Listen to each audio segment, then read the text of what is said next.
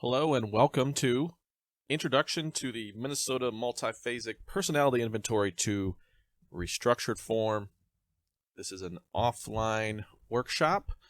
I will be your presenter. My name is Anthony Tarescavage. I'm a clinical psychologist and MMPI researcher, and I'll tell you a little bit more about myself in a moment. But before we get into that, I did want to make a couple disclosures. First, I am a paid consultant to the MMPI publisher and distributor, and I also receive research funding from the University of Minnesota Press.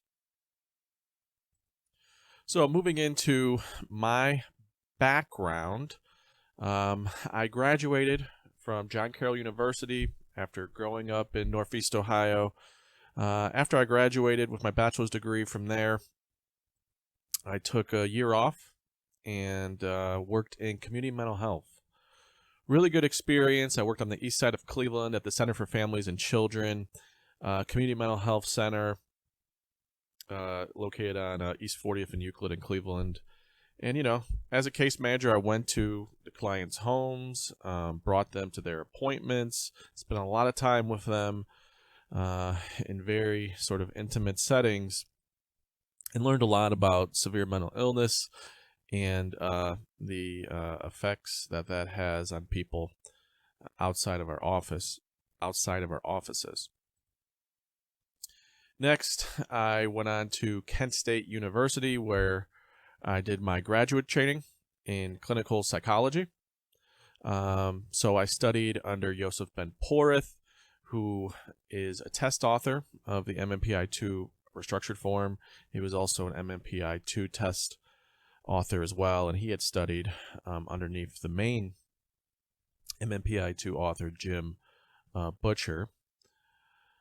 While at Kent State, I worked at the Summit County Common Police Court. That was my practicum experience for 3 years, worked there half-time. Within the Common Police Court, there's a clinic called the Psychodiagnostic Clinic that handles all of the court-ordered forensic evaluations in Summit County, as well as all of the surrounding counties. So got a lot of experience there with the practical side of assessments and with forensic assessments in particular. For my clinical internship experience to fulfill the degree requirements for my Ph.D., I went out to Southern California to Patton State Hospital, which is a state psychiatric institution in San Bernardino, California, about an hour east of LA. Patton is actually the largest psychiatric institution west of the Mississippi.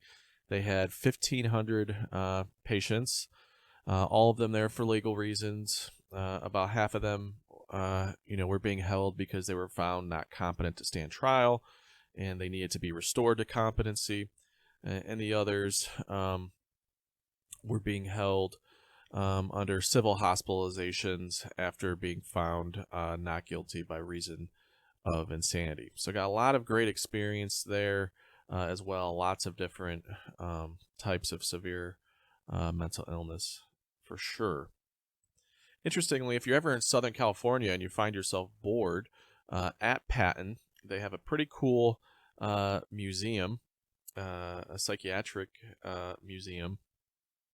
Patton's been around for over 100 years, one of the oldest psychiatric institutions in the country. And so open to the public, they have this museum where you can see a lot of cool artifacts. They have these bathtub contraptions in which they used to put psychiatric inpatients. So yeah, if you're ever bored and you're in LA, you might take the trip out to San Bernardino to check that out. After my internship, I returned to Kent State, where I did a 2-year postdoctoral fellowship, again working with Joseph Ben Porith on MMPI research. And that was really, the time when I was there was really the height of the work that was being done on the development of the MMPI-3. So very cool experience there. For the past 4 years, I've been a professor at John Carroll University, where I'm an associate professor in the psychology department. So I was fortunate enough to return to, where I was an alumni from for my career. So I work there full time, although I do assessments on the side. Outside of my job, I have a 5-year-old son. His name is also Anthony. There's a picture of us there. He definitely keeps me busy and keeps me tired, as maybe other parents can identify with. I'm a huge Browns fan. And then also, little personal anecdote, I am a nationally recognized home brewer. I've won medals in the National Homebrew Competition. For those of you that didn't know, there is, in fact, a competition for homebrew where you can make beer and send it off to get judged and potentially win medals. So I did take home a regional medal, a silver medal for an IPA. So if you're into IPA, I'm with you. I love it. I make it. So that's a little bit background on me. What we're going to go into next is an introduction to the MMPI-2 restructured form and really take a deep dive into the history of the test. MMPI-2-RF introduction, background, and development. Let's dive into our agenda for this section of the presentation. First, I'm going to give you a very brief overview of the MMPI-2 restructured form, just so we have a little bit of context as we work through the history of the MMPI. We're going to go all the way up from the original MMPI, its development, through to the MMPI-2-RF, and then we'll just very briefly touch base on the MMPI-3. I think that history is important, and in the case of this workshop, the history is important because as you interpret the MMPI-2-RF, you'll know the context of why the test is set up the way it is, why it has, the scoring procedures it does, and for example, why it has the scales that it does. And I think that having that context and having that history helps a lot when you're actually using the test and trying to understand the best way to use the test. So before we get into the history, though, we are going to just briefly talk about the RF. Here's a basic overview of the test.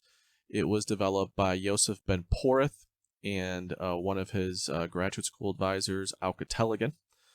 There are 338 questions on the MMPI-2-RF. All of those questions are true-false questions. They're written on average at a fourth grade reading level, although there are reading levels at both extremes. There are 51 scales on the MMPI-2-RF, broken up into 2 areas. There are 9 validity scales, and those assess protocol validity, which is how the test taker approached the test. And then there are also 42 substantive scales that measure various psychological constructs. So the RF is a restructured form of the MMPI-2, thus the name MMPI-2-RF. As we'll talk about, it's not a revision of the MMPI-2 because it uses the same normative sample as the MMPI-2 and the same items.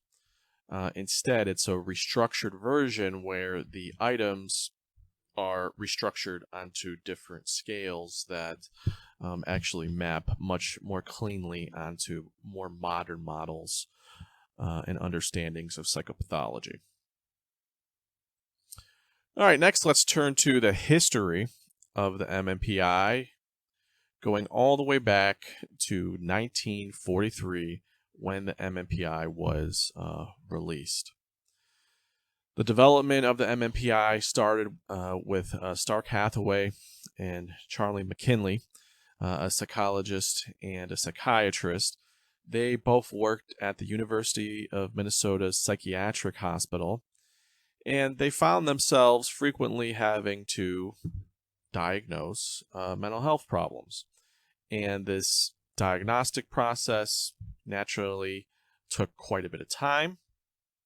And they thought to themselves, well, can we come up with a paper and pencil measure that would allow us to more efficiently and more accurately diagnose mental disorders, or at least the most common mental disorders among patients who presented to the University of Minnesota Hospital.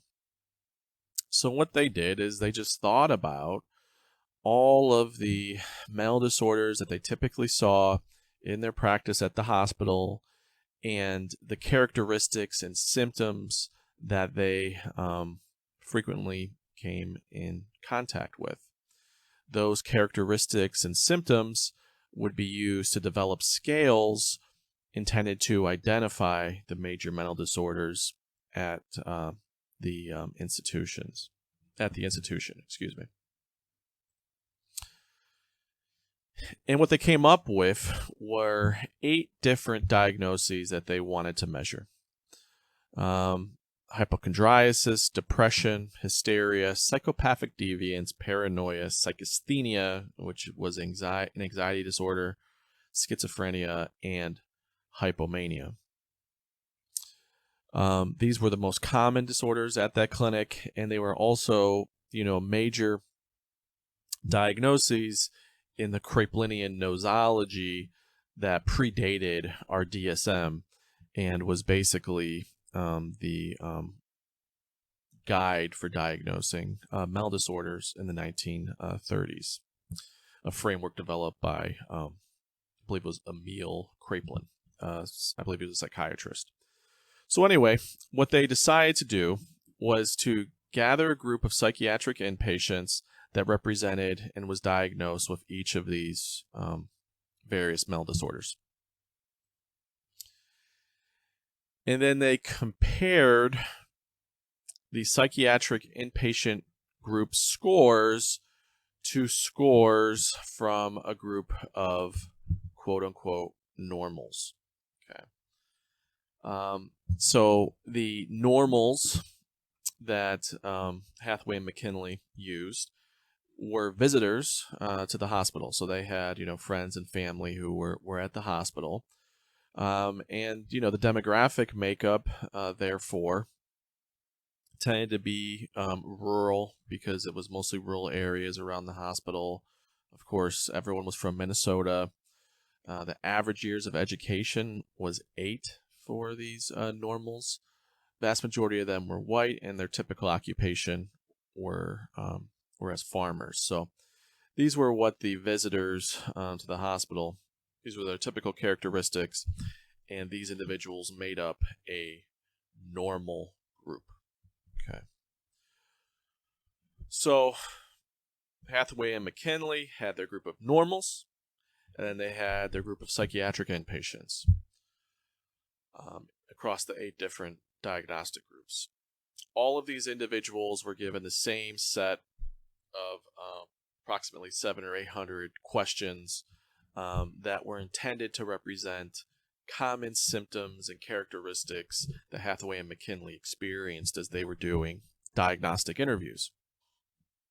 Now, the way that they developed these scales for the original MMPI is they would compare the response rates of members from one of the clinical groups, for example, the hypochondriasis group. They would compare their response rates to the group of normals. Okay. So one of the several hundreds of questions that the normals and the psychiatric inpatients took was something like, I frequently have tarry black stool. That was one of the questions that they were administered. And let's say, for example, that 60% of people in the hypochondriasis group answered true to that question, whereas only 10% of the people in the normal group answered true to that question. Well, that would seem to indicate that this item is a good differentiator of people presenting with hypochondriasis versus the normals. So, because of that, an item like this would be assigned to the hypochondriasis scale of the original MMPI. Now let's look at a different example. Consider the item, I believe I am being followed. If only 10% of the hypochondriasis group said true to this versus 5% of the normal group, that would indicate that this is not a great item to put on the hypochondriasis scale, because this item, I believe I am being followed, does not do a good job at differentiating those with hypochondriasis from those who are quote-unquote normal. Now that same item, though, I believe I am being followed, perhaps the individuals in the paranoia disorder group, let's say that 60% of them answered true to this question. Well, in this case, this item seems to be a good differentiator of paranoia from normalcy. And so I believe I am being followed would be placed upon the paranoia scale. Also, perhaps among the individuals diagnosed with schizophrenia, say, for example, that 50% of them said true to the question, I believe I am being followed, versus 5% for the normals. Well, here too, that would indicate that this item is a good differentiator of a schizophrenia disorder diagnosis. So this item would also go on the schizophrenia scale. Okay.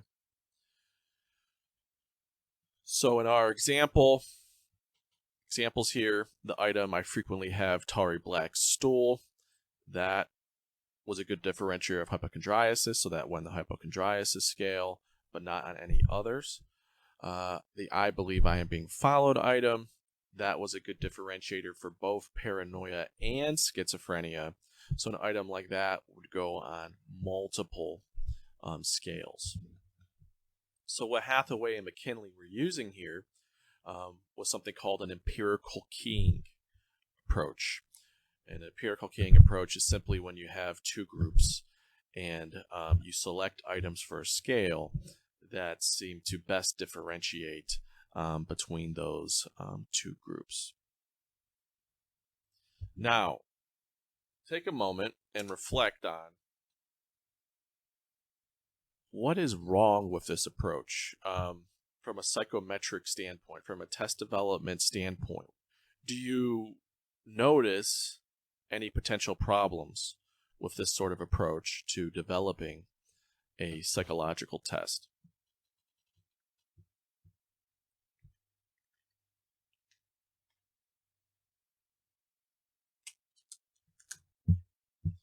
Well, you might guess there were problems, right? Because the test has been revised multiple times by now. So you do have the benefit of hindsight here. But there are several problems with this approach. And as we go through these problems, see if any of your thoughts converge with these. All right, MMPI development problems. Okay, these are the four major issues with the MMPI development. One set of issues had to do with the normative group. Another had to do with the clinical groups. There were also issues with construct as well as item overlap, and then poor content validity. We'll take these each one by one. Starting first with the normative group, this is sort of the low-hanging fruit, I suppose, when it comes to problems. Certainly, this group of Minnesota normals, as they're called, was not representative of the general population of the United States. Certainly not at the time the test was developed, and even more so now. So that was an issue in that these normals weren't actually representative of what's normative. Another set of issues had to do with the clinical groups, these 8 clinical groups that Hathaway and McKinley identified. And again, here they are on this screen as a reminder. First question is, why these 8? Why these 8 diagnoses? Is this a comprehensive set of diagnoses? Are we missing things? Certainly, nowadays, as we look at these 8 diagnoses, we're definitely missing many, right? The other issue with these 8 clinical groups is that our conceptualization and our understanding of psychological problems has since evolved quite a bit since the 1930s. We've moved far beyond the Kraepelinian nosology that was the basis of these disorders through several iterations of the DSM. And so we've come a long way, and these disorders, psychasthenia, for example, most psychologists wouldn't even recognize what that means. So our conceptualizations of psychopathology have evolved quite a bit since then. That's an issue.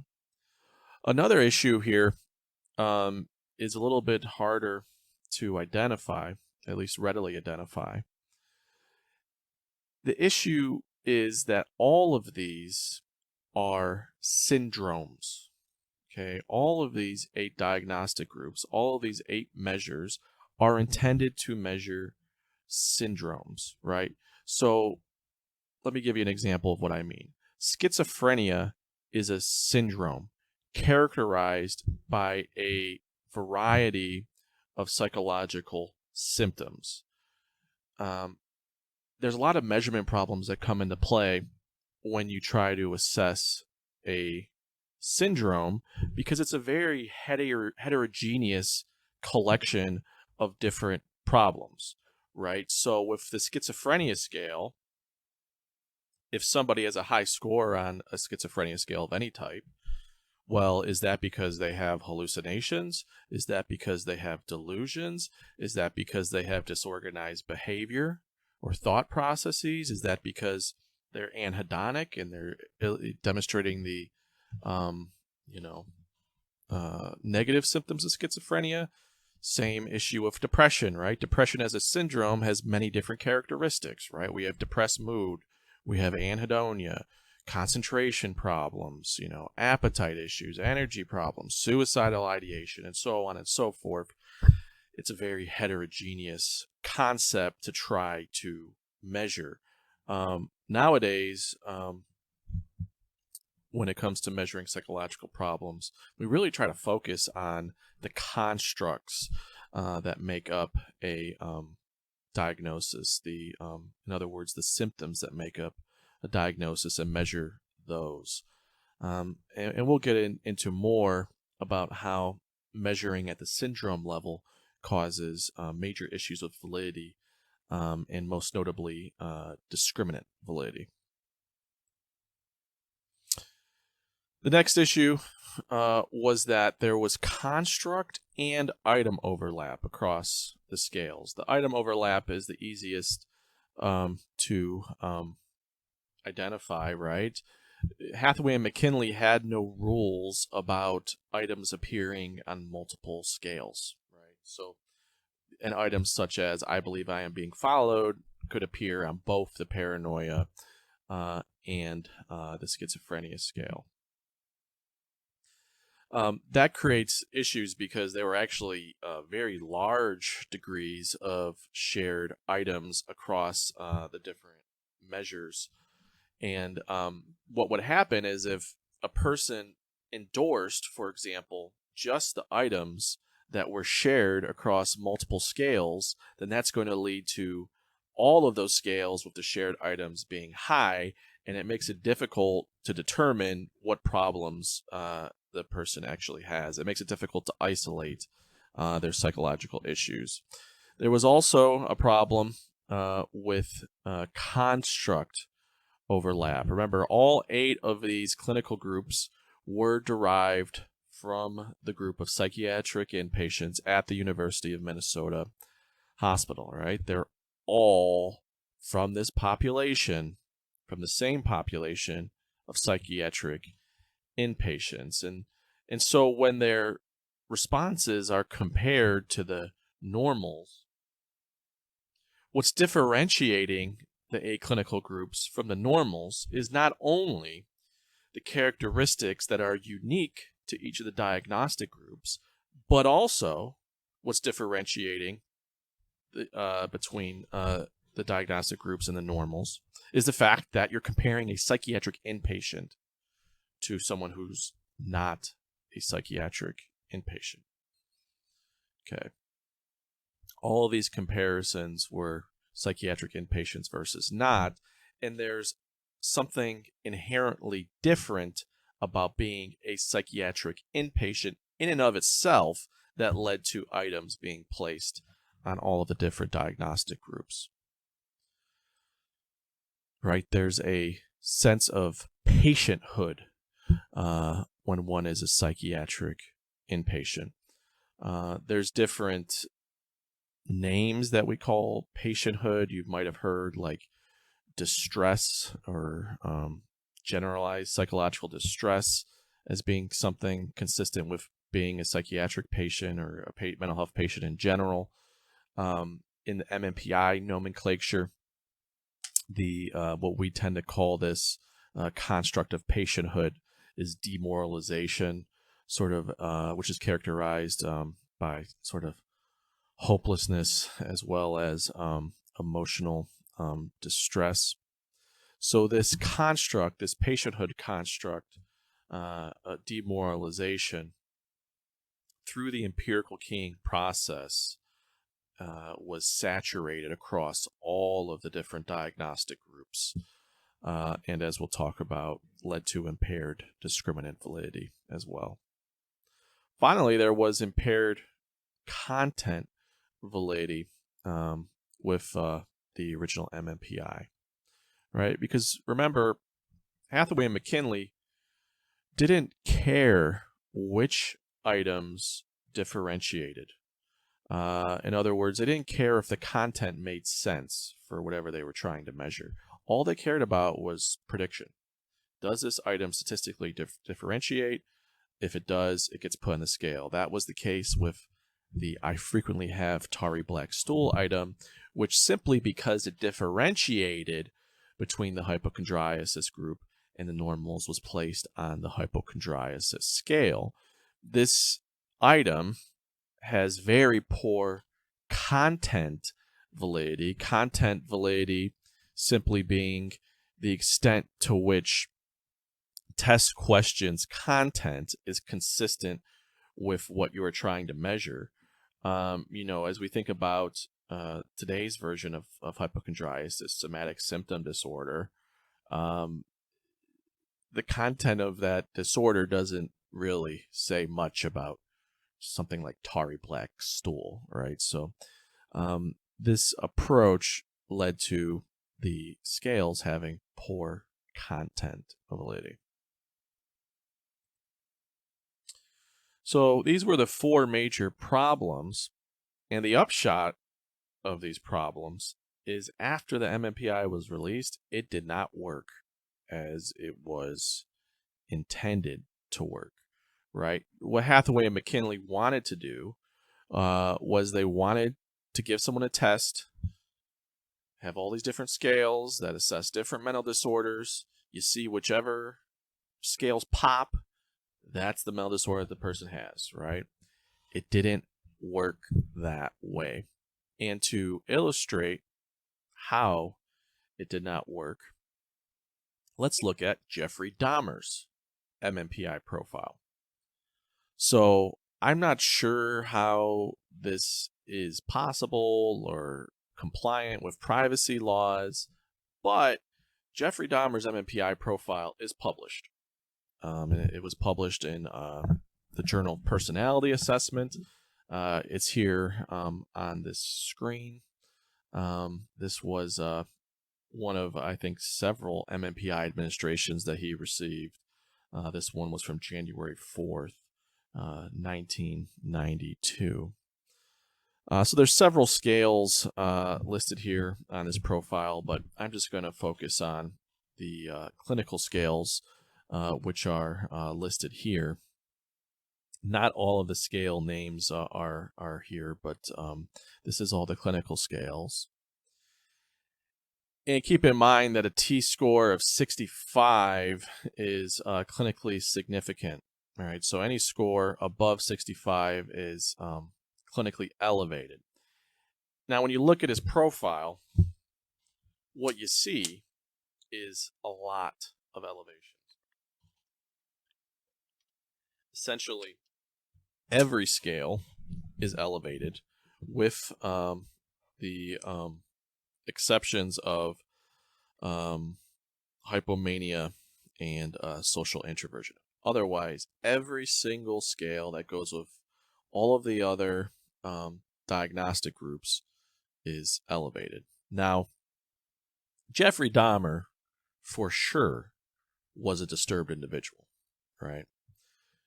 That is without a doubt. However, Jeffrey Dahmer did not have like almost every single mental disorder, right? He wasn't that disturbed where he had, depression and anxiety and psychopathy and hysteria and hypochondriasis and so on and so forth. So what's going on here is because of those issues that we just discussed, the MMPI had poor discriminant validity.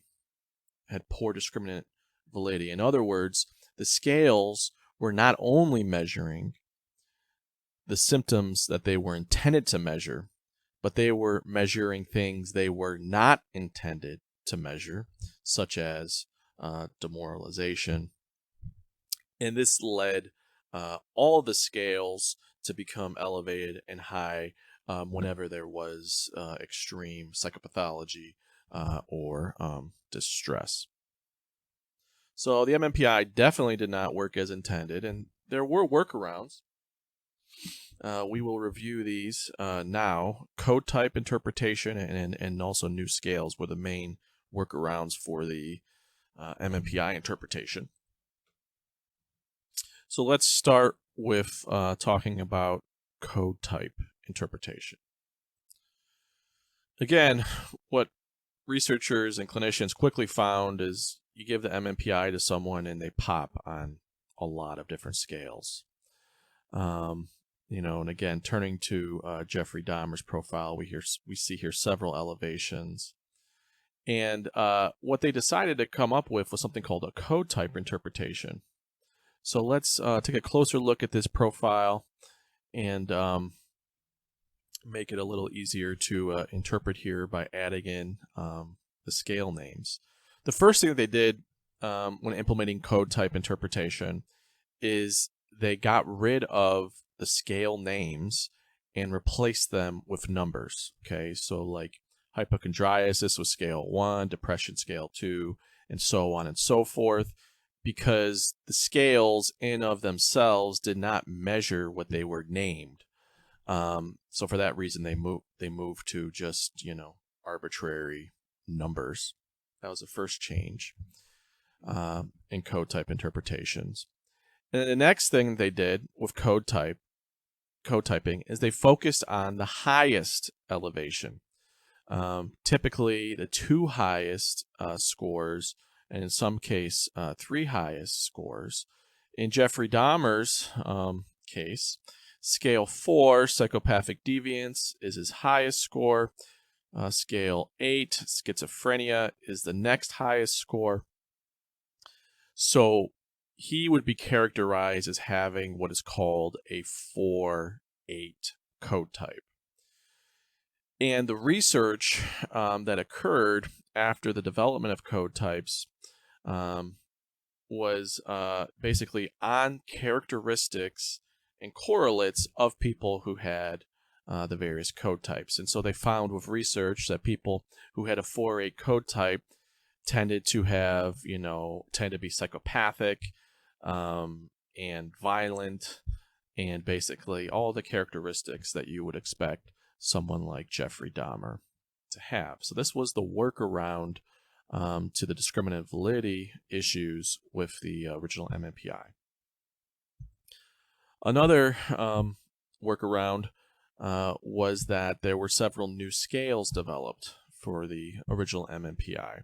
So remember, the clinical scales that measured the different diagnostic groups, those measured syndromes, and the issue of syndromes is they're very heterogeneous. And so, for example, there was a set of subscales developed for the clinical scales called the Harris-Lingo subscales. And those broke up the content of the clinical scales into, narrower constructs. So, for example, for depression, there were Harris-Lingo subscales, one for concentration problems, one for fatigue, one for, feelings of sadness, one for psychomotor retardation. Basically, it was a way to identify the different components of a depressive diagnosis that would be present when that scale was elevated. There were also a set of content scales that were developed as well. And in contrast to the clinical scales, these scales were had good content validity. Their item content matched the name of the scale. All right. Now, despite all the problems with the test, the MMPI came to be very widely used, very widely researched. In fact, it was, one of the most widely used and researched psychological tests ever, In large part, this was probably because it had validity scales, which really separated it from its, competitors. But really, it was far ahead of every other personality test in terms of use and research. All right, so that's a little history on the MMPI. Now moving into the MMPI-2, that was released in 1989.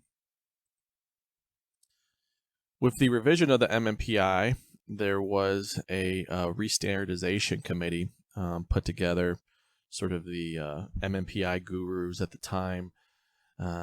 They were the ones that decided, all right, how do we go about revising the MMPI?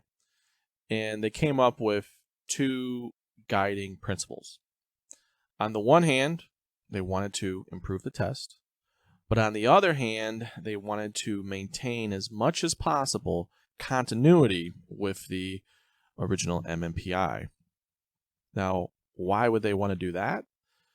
Well, as we just discussed, the MMPI had an incredible research base on the validity of its scales, right? I mean, over 10,000 articles were published on the clinical scales. And that research base gave a wealth of information for interpreting the test and on what test scores and code types, for example, meant. So they wanted to maintain continuity with the MMPI as much as possible. Now, these were the guiding principles, but, these are opposing things, right? To improve something that's broken while also maintaining much of it. But these were the goals. So, in terms of the improvements or the updates, they first updated the normative sample. They also revised some items. They created a new standardization strategy for test scores called Uniform T-scores, and they also developed some new scales. So let's go through these one by one. Starting first with the updated normative sample.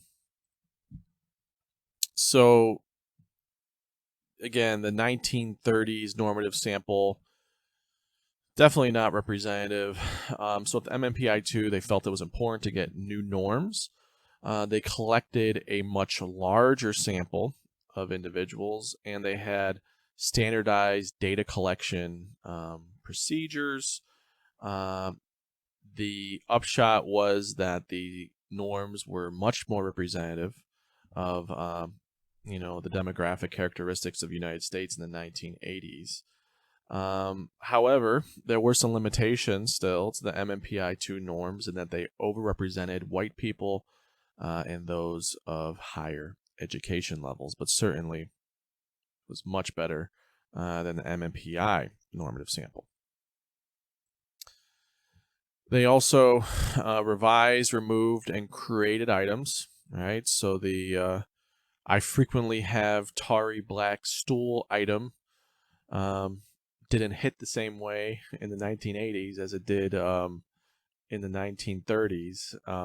You can imagine that this would be a strange question for a contemporary person to answer.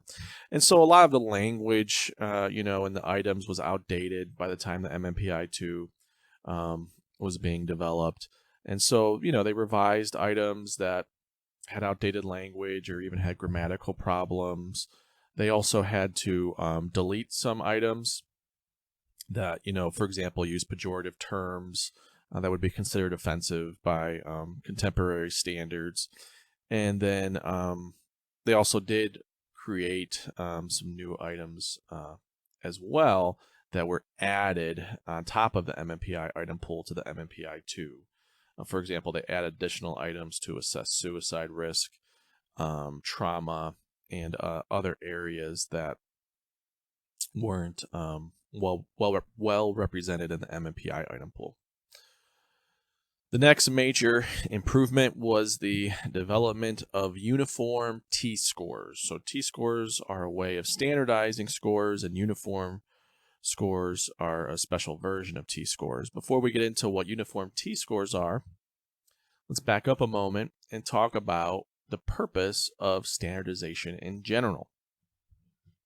So MMPI-2 Scale 2, which is the depression scale, has 57 questions. Let's say Jane endorses 20 of those 57 questions in the key direction. How depressed would you say Jane is?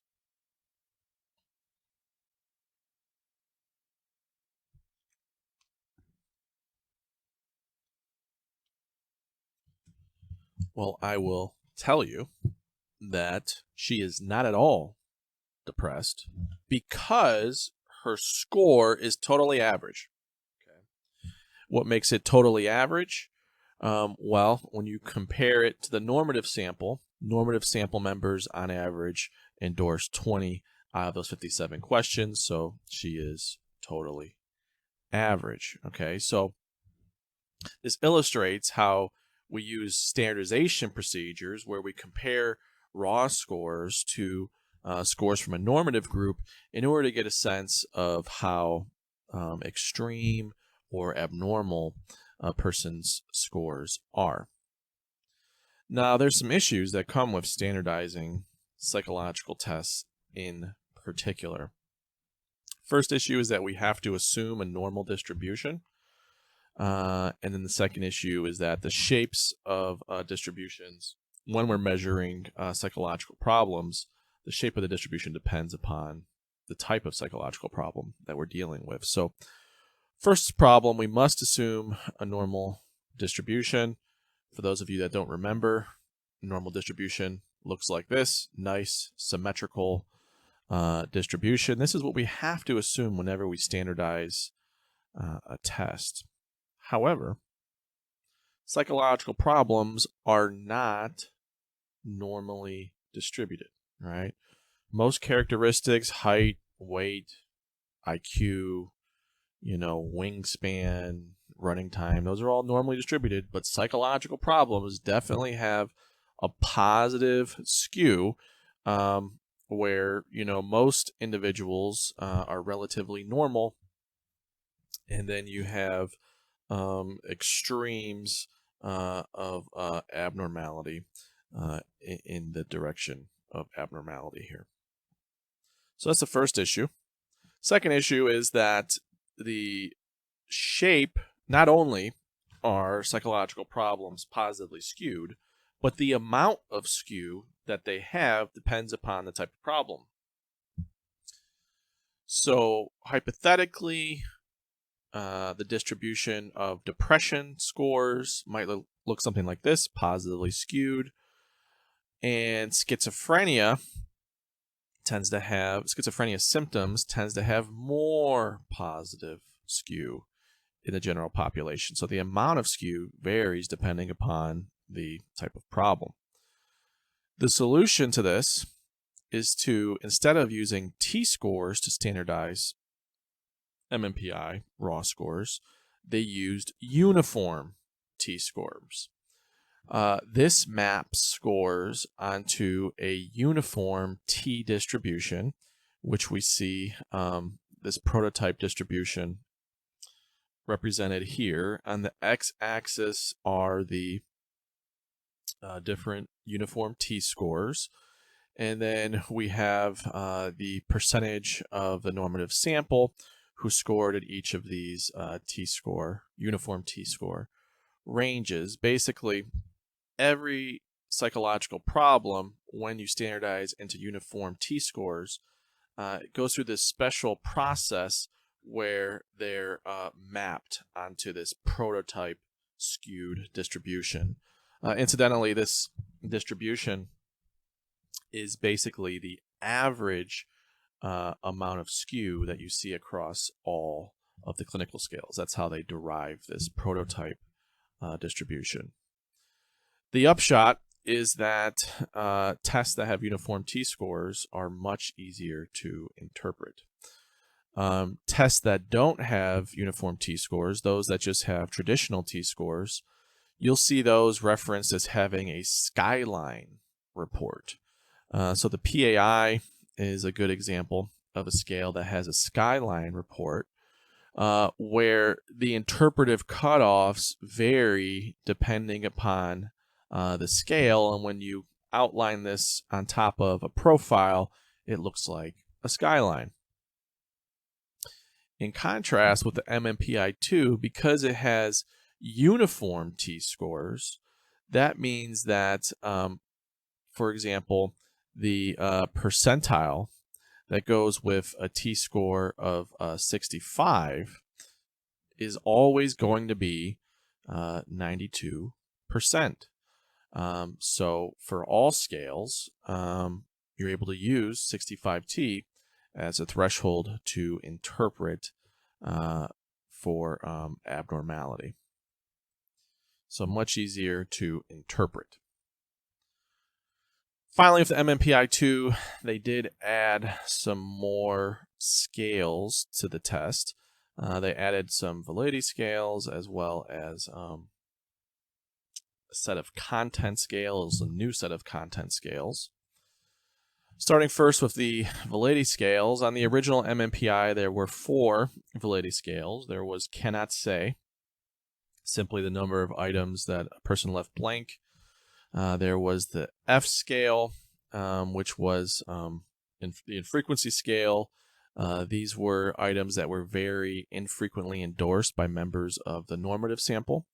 And so this scale could be used to see if somebody was paying attention to the test questions, right? Because if somebody's not paying attention, they're going to be endorsing a lot of questions that virtually no one endorses. Also, people who overreport or exaggerate tend to use that approach as well. So this F was also a measure of overreporting. L, or the lie scale, was a measure of underreporting. And the way it assessed for underreporting is it was a bunch of different questions that signaled very high virtue. So, for example, one of the items was like something like, I read every single newspaper editorial every day. Another one was something like, I never vote for someone who I don't know much about. You know, my table manners are just as good at home as they are in public, right? If somebody answers a lot of those questions, endorses a lot of those questions, then That's an indicator of underreporting. And then the K scale was originally intended as a correction for underreporting, where it would, depending on someone's K scale, it would basically add or subtract points from their clinical scale, depending on how much they were underreporting or not. It didn't work out that way. It didn't work really that way, but it was in and of itself a good indicator of underreporting. So those were the original MMPI validity scales. With the MMPI-2, they added FB. B stands for back. So this was infrequently endorsed items that were in the back or towards the end of the MMPI-2 item booklet. This was important because the first only in the first 2/3 of the item booklet were the F items, and so the last third had no F items. So if someone changed their test taking approach in the last third, you would miss that, right? If they were exaggerating or not paying attention. So the FB F-back scale was added, and then Vrin and Trin were added. These are unique because instead of being scored by adding up the number of endorsed items, these are sets of item pairs. So how does Vrin and Trin work? Let's start with Vrin. Vrin stands for variable response inconsistency. So this was intended to measure. So these are item pairs that have different, that have similar content. So for example, Vrin, an item, one of the items in the pair might be I am sad, paired with I am depressed, right? If somebody's paying attention, how would they answer both of these questions? Probably true, true, or false, false. Now, if somebody has a variable response pattern to these two, where they say true, I am sad, but false, I am, not depressed, that indicates that they're probably not paying attention to the test questions. So these Vrin items pairings assess variable response inconsistency.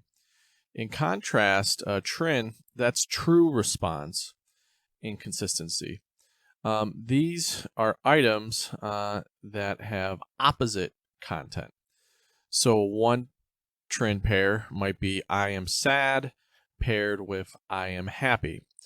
If somebody's, paying attention and they say true to I am sad, then they should probably say false to I am happy, right? And if they say false to I am sad, then they should probably say true to I am happy. If they say true to both or false to both, then their responses are inconsistent with the content of the items, and they may not be paying attention. So with Vrin and Trin, if somebody produces either variable or fixed responses that are inconsistent with the test content to multiple item pairs, then that would indicate that they're not paying attention to the test. Now, there were also additional scales that were added to the MMPI-2, namely the content scales. So the content scales were created because, as we've talked about, the content of the clinical scales did not necessarily match up with the characteristics of the construct that they were intended to measure. So for the MMPI-2, they added 15 content scales. These are content valid questions that were on these scales. For example, the health concern scale had a bunch of questions that were about different health concerns. And this was intended to augment clinical scale interpretation with a set of content valid measures. All right, now the next point that we'll discuss was the MMPI-2 manual update that was released in 2001. This was a major manual update The major changes were the addition, and backing up a moment actually. With the MMPI-2, they kept the way they kept the continuity with the prior version of the MMPI was they kept the clinical scales exactly the same as they were on the original MMPI. So clinical scales exactly the same, and they added the content scales as well as additional validity scales. All right, so moving into the manual update, which was released in 2001. The MMPI-2 manual update added some more validity scales. It created a new guidelines for interpreting those validity scales, and also the personality psychopathology 5 scales were added to the test. Let's start first with the additional validity scales. Basically, these ended up being the validity scales on the MMPI-2 after 2001. The additions were FP and S. FP, these were infrequent responses in psychiatric populations, specifically among psychiatric inpatients. So FP was developed to augment F, where F were infrequent responses in the normative sample, and FP were infrequent responses in psychiatric samples. The reason this was developed was because oftentimes if somebody had serious psychological problems, they would trigger elevations on F. Because someone with serious psychiatric problems, like for example, a psychiatric inpatient, they're going to have experiences that are infrequent for people in the general population, right? By virtue of being psychiatric inpatients. So FP was created to have more of an apples to apples comparison to assess infrequency, because this was infrequently endorsed items not only among the general population but also among psychiatric inpatients. And then the S scale was added as an additional underreporting validity scale. There was also a new validity scale interpretation guidelines. So with the manual update, what evaluators were directed to do was to interpret the validity scales in a very particular order.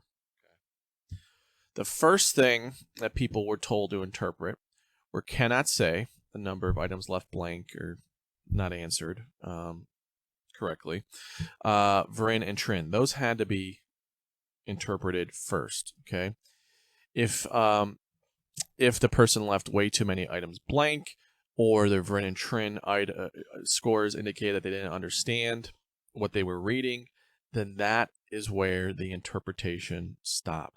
The entire protocol was invalid. Not only the substantive scales, the clinical scales, content scales, etc., but also the additional validity scales. It was only if cannot say Verin and Trin were within normal limits would one then go on to interpret the remaining validity scales. And then, of course, if somebody had, for example, a very high score on F, then that would potentially invalidate the rest of the protocol, the substantive scales, content scales, clinical scales. Now, why would we interpret the test, the validity scales, in this order? Why is it important to interpret the questions that indicate whether or not someone understood the test items before interpreting whether or not the scales that indicate whether or not they exaggerated or minimized their symptoms? Well, let's go through an example here, okay? The MMPI-2-F scale has 60 questions. John endorses 30 of the 60 questions on F. The F scale is intended to measure overreporting. So based on this information, would you say that he's overreporting, exaggerating his problems? You might be thinking, well, how does John score compare to the normative sample? If you're thinking that, Good question. I will tell you that John's score is 8 standard deviations above the general population mean score of F. In other words, he is scoring at the 99th, greater than the 99.9th percentile on F. So, is he overreporting? Well, it's hard to say. The answer is, I guess, it depends, right? The best answer to any question in psychology, it depends. It depends on if he was understanding and responding relevantly to the test questions. Because how many of these 60 items on F would he be likely to endorse if he were responding totally randomly to the true-false MMPI-2 questions? 30, right? He's probably going to trigger 30 endorsements out of 60 if he's just randomly choosing true, false, true, false, true, false. Okay.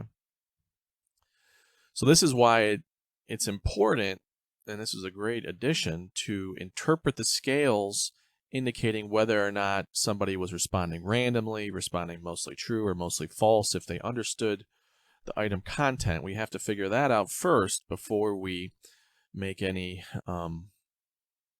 claims or assertions about whether or not they were overreporting or underreporting. All right. The final change introduced with the 2001 manual update was the introduction of the Personality Psychopathology 5 scales, or the PSI-5 for short.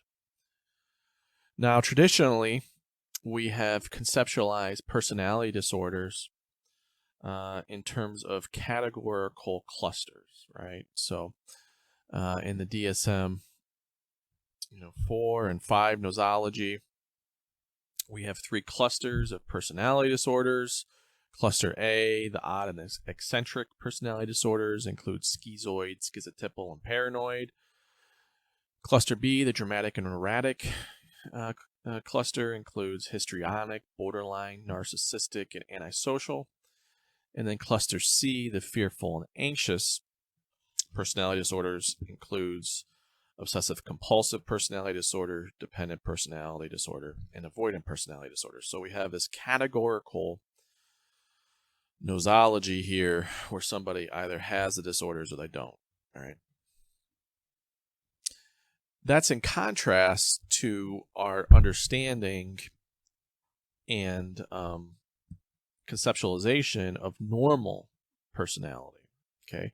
When it comes to normal personality, we think about it in terms of a dimensional framework where people vary on a continuum, on different constructs. So, the most widely researched and used model of normal personality is the 5-factor model. And according to the 5-factor model, there's 5 major areas of personality, which include openness to experience, conscientiousness, extroversion, agreeableness, and neuroticism. And again, people can vary on each of these on a continuum. Now, the PSI-5 model was intended to provide a dimensional model of abnormal personality. The 5 factors in the PSI-5 model of abnormal personality are psychoticism, disconstraint, low positive emotionality, aggressiveness, and negative emotionality. Now, according to the PSI-5, people can vary on a continuum on any of these abnormal personality traits. And it's interesting because we see pretty good convergence between the PSI-5 model and the 5-factor model of normal personality, right? Where openness to experience is analogous to psychoticism, conscientiousness to the reverse, which is disconstraint, extroversion is analogous to the opposite of low positive emotionality. Instead of agreeableness, we have aggressiveness, and instead of neuroticism, we have negative emotionality. So there's some correspondence here between the 5-factor model on the one hand and then the Psi-5 model on the other. And this was not by design. The Psi-5 model authors, Harkness and McNulty, had no intention to simply replicate, the 5-factor model of normal personality in terms of abnormal personality. They went through their own process and derived these 5 as the 5 major factors of abnormal personality. And it just so happened to be that they converged with normal personality, which is a good sign, I think, quite frankly, for both the 5-factor model and the Psi-5 model in terms of how tenable they are. All right, so the Psi-5 model also maps onto the traditional DSM cluster approach to categorically conceptualizing personality disorders. So psychoticism taps into the odd and eccentric personality disorders. Disconstraint and aggressiveness taps into the dramatic and erratic personality disorders. And then low positive emotionality and negative emotionality tap into the fearful and the anxious personality disorders. All right, so next up on our history of the MMPI journey is the release of the Restructured clinical scales in 2003. Now, you might be asking yourself, why would we restructure the clinical scales? Well, think back to the restandardization committee's guiding principles, right? They wanted to improve the MMPI while also maintaining continuity with the MMPI in the MMPI-2. And these were basically incompatible goals. And so in wanting to maintain continuity of the MMPI, they carried over the clinical scales virtually unchanged to the MMPI-2, but those clinical scales, not only, continued to have the research base to inform their interpretation, but also they continue to have all of the problems that they've had from the very beginning. All right, and then recall that the main problems were, why these 8 diagnoses, did not fit anymore with our conceptualizations of how psychopathology works. And then there's also issues with the measures were assessing syndromes as opposed to more homogeneous psychological constructs, which led to discriminant validity problems. And then, of course, there was the issue with present in all of those 8 clinical groups used to derive the primary clinical scales was essentially this patienthood construct, which we'll call demoralization. And so demoralization was present in all of those clinical scales. So if you had somebody who was severely distressed, like Jeffrey Dahmer, severely demoralized, like him, then that variance led to high scores across all of the scales, all of the clinical scales of the MMPI-2. So this is why some researchers set out to restructure the clinical scales. Now, this process of restructuring proceeded in 4 steps, and we will go through these in order. First, they needed to measure demoralization. After measuring demoralization, they used that measure to identify demoralization components within each clinical scale, and then also components that were unique from demoralization. Next, they created seed scales that tapped into the core clinical scale components that they wanted to essentially measure, and then they finalized the RC scales. So we'll go through all of these in order. First, identify and measure demoralization. That was the first step. Well, let's talk a little bit more about what demoralization is. What you have in front of you here is Tellegen model of mood. Okay. Tellegen basically theorized that there were two major mood factors: positive affect, positive emotion, and negative affect, negative emotion.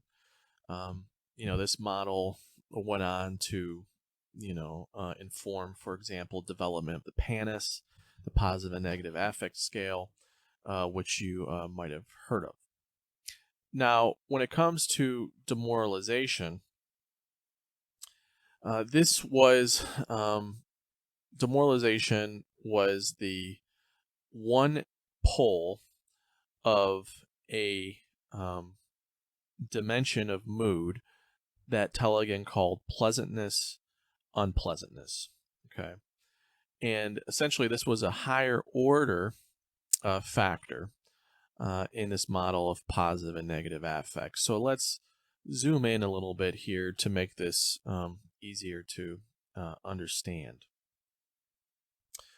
So you have here high negative affect and low positive affect, which would be associated with mood disorders. Okay, high negative affect is characterized by descriptors such as distressed, fearful, hostile, jittery, nervous, and scornful. Low positive affect characterized by descriptors that are consistent with, for example, vegetative symptoms of depression: drowsy, dull, sleepy, and sluggish. And then there's this higher order factor of unpleasantness, also called demoralization, that is characterized by feeling blue, grouchy, lonely, sad, sorry, and unhappy. Okay. So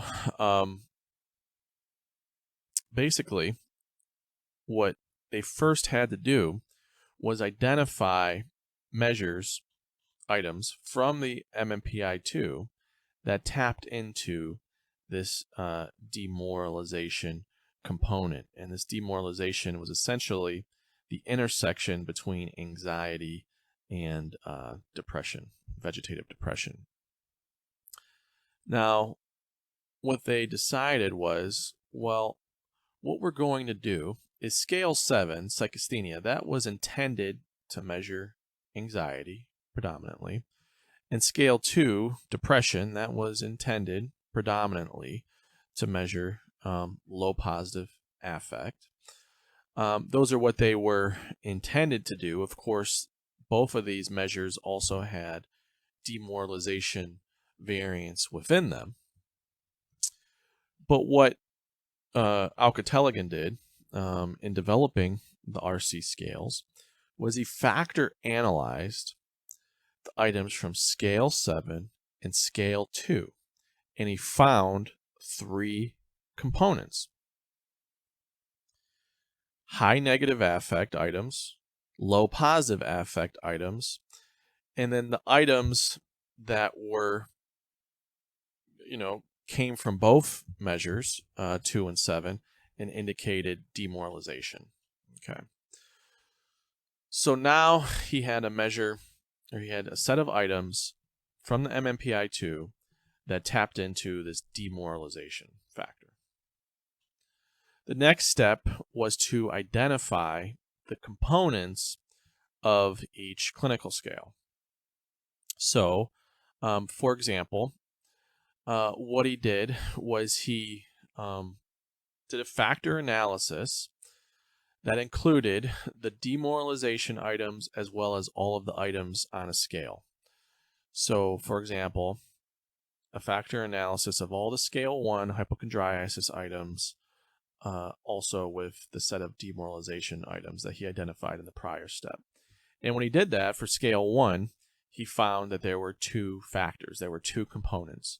There were items that predominantly measured somatic complaints, and then there were items that measured demoralization.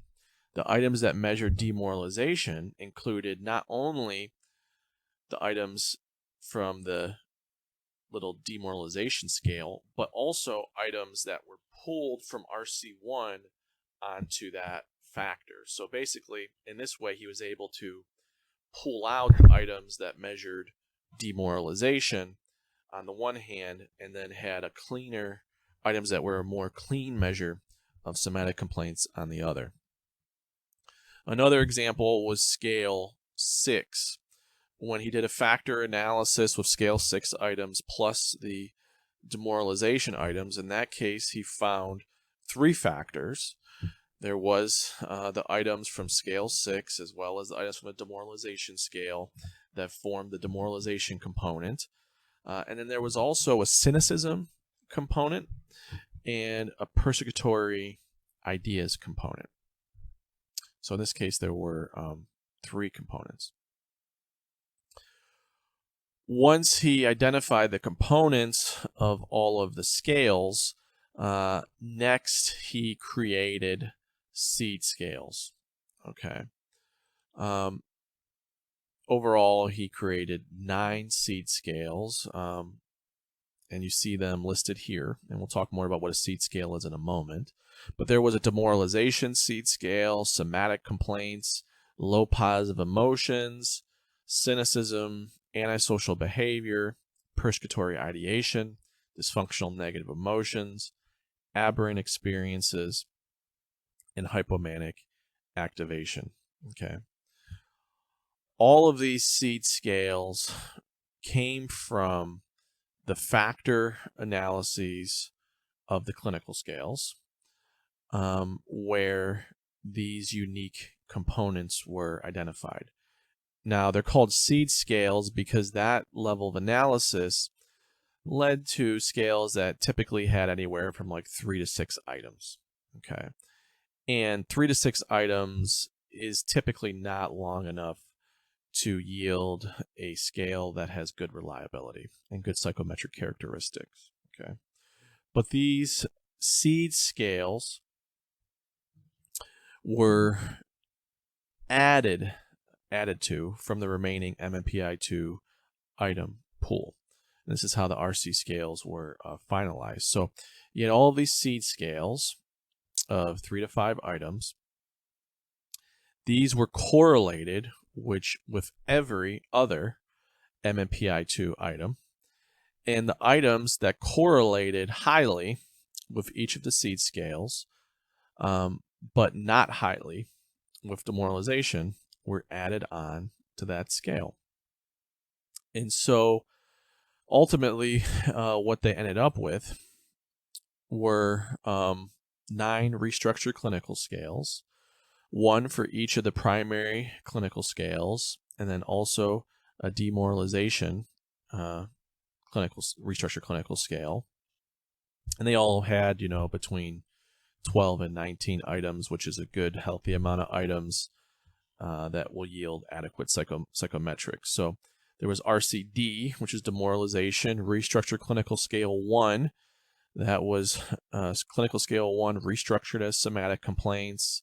Scale 2 was restructured as low positive emotions. Scale 3 restructured as cynicism.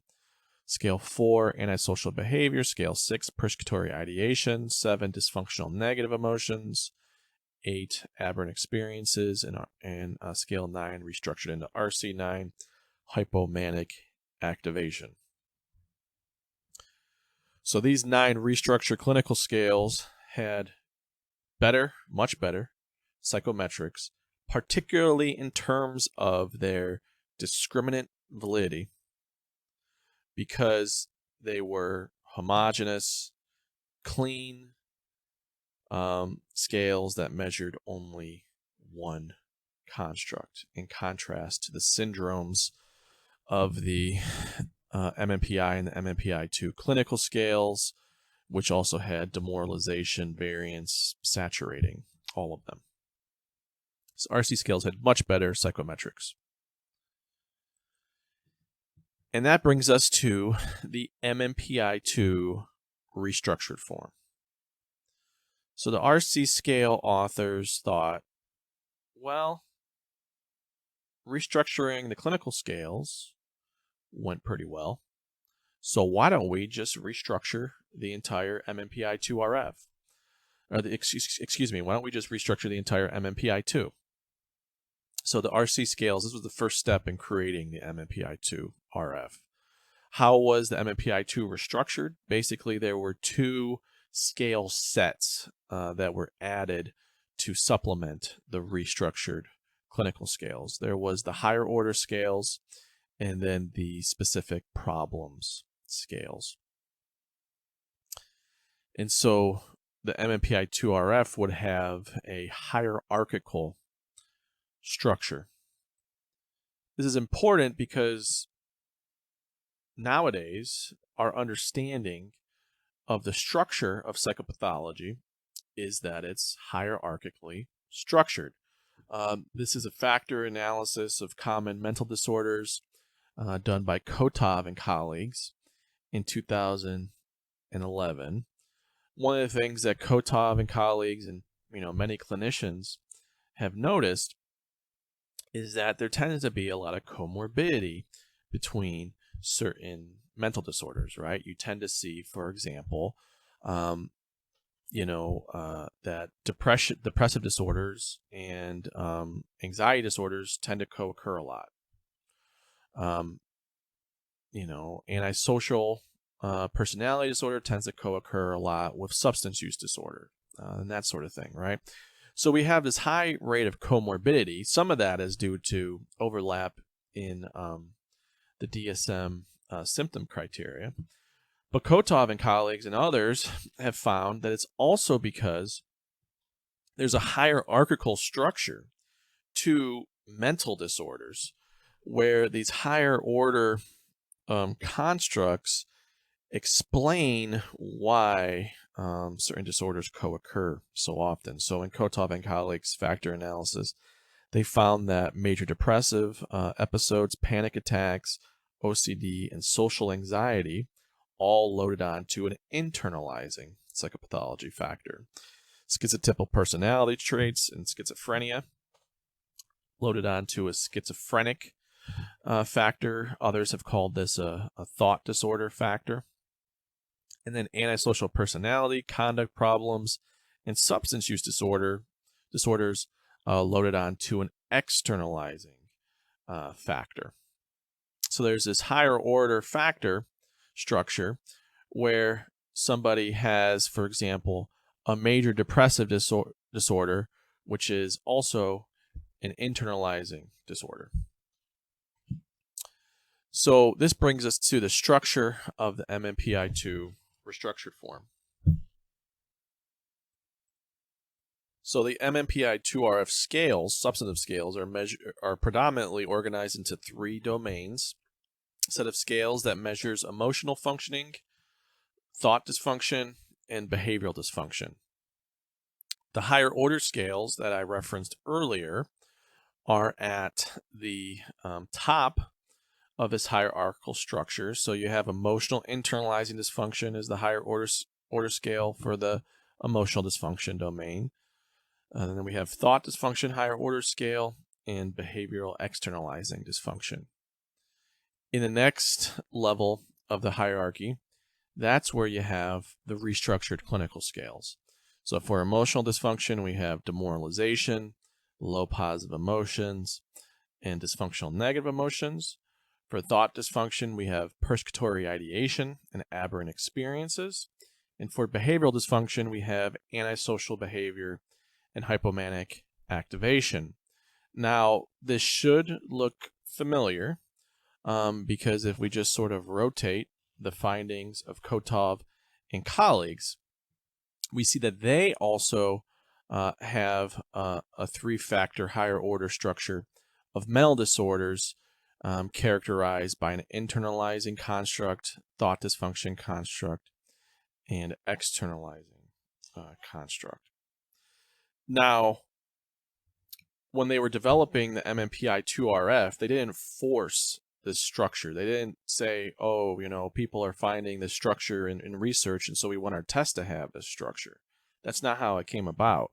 How it came about was they factor analyzed The restructured clinical scales, much like Kotov and colleagues, factor analyzed common mental disorders, and they found that there were 3 factors: emotional, thought, and behavioral dysfunction, and so they created the 3 higher order scales to measure those factors. So here too, we see this convergence between 2 different research groups with 2 very different aims, finding this higher order structure to psychopathology. The upshot for the MMPI-2-RF, by the way, is that it's, from a practical sense, its structure is consistent with how researchers are conceptualizing the structure of psychopathology. All right, so that was the higher order scales, and then next they create a set of specific problem scales, and there were 2 purposes here.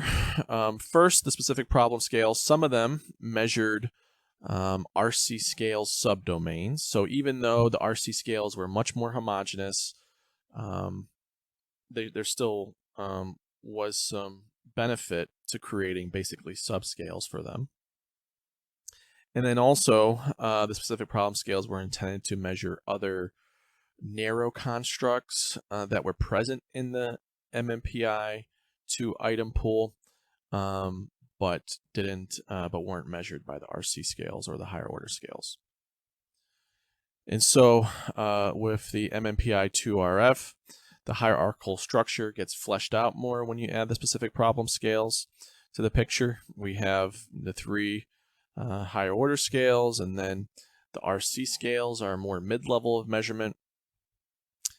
And then some of the RC scales have specific problem scales that are associated with them. So for example, demoralization has suicidal ideation, helplessness, self-doubt, and inefficacy. Dysfunctional negative emotions has stress, worry, anxiety, anger proneness, behavior restricting fears, multiple specific fears. Antisocial behavior in the BXD domain has substance abuse and juvenile conduct problems. And then RC9 has aggression and activation. The MMPI-2-RF also includes new and revised scales, starting first with the validity scales. These are the MMPI-2-RF validity scales. And the one thing you'll notice is that some of these scales have a -R at the end of them. That stands for revised.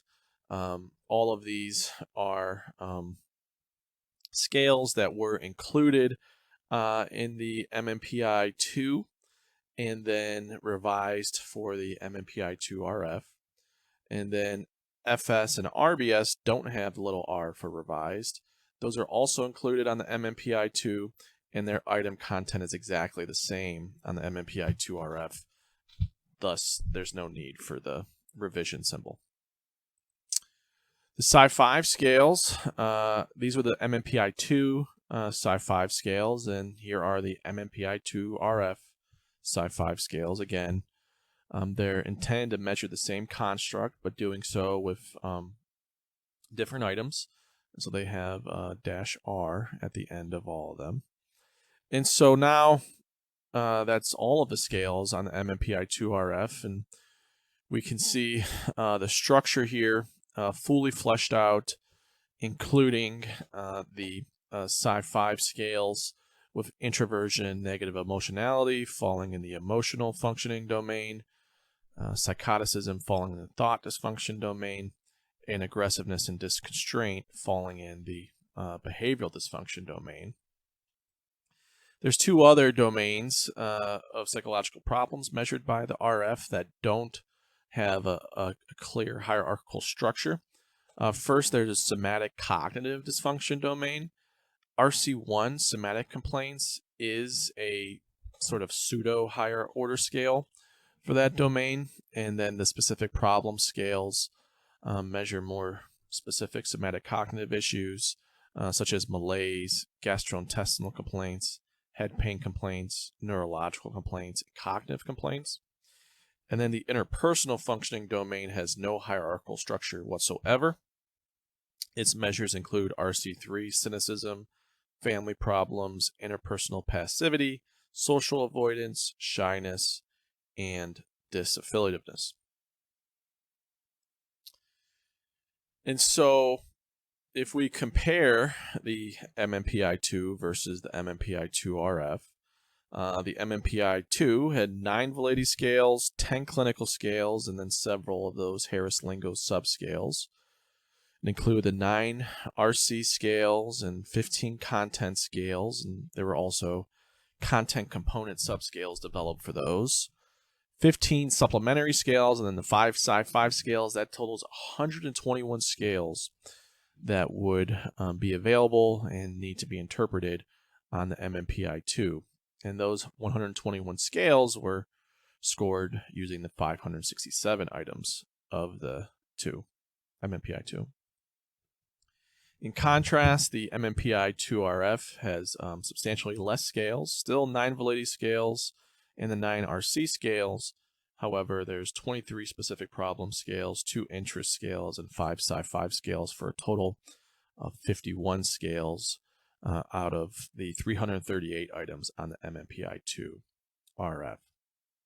Now, one thing that I didn't mention earlier, another reason why it's called the restructured form of the MMPI-2 is because all 338 items are included in the MMPI-2 booklet. So the RF has all items from the MMPI-2. There were no items used to develop the RF, thus it's a restructured form and not a revision of the MMPI-2 like the MMPI-3. All right, and that segues nicely to the MMPI-3, which was recently released. The focus of this workshop is on the MMPI-2-RF, but I will provide just a little bit of history on the MMPI-3.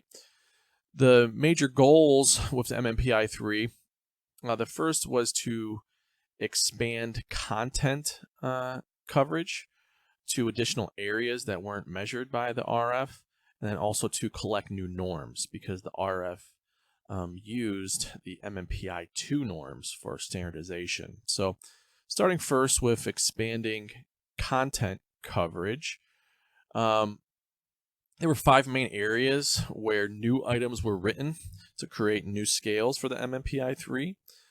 Those were worry, panic, eating pathology, compulsivity, and grandiosity.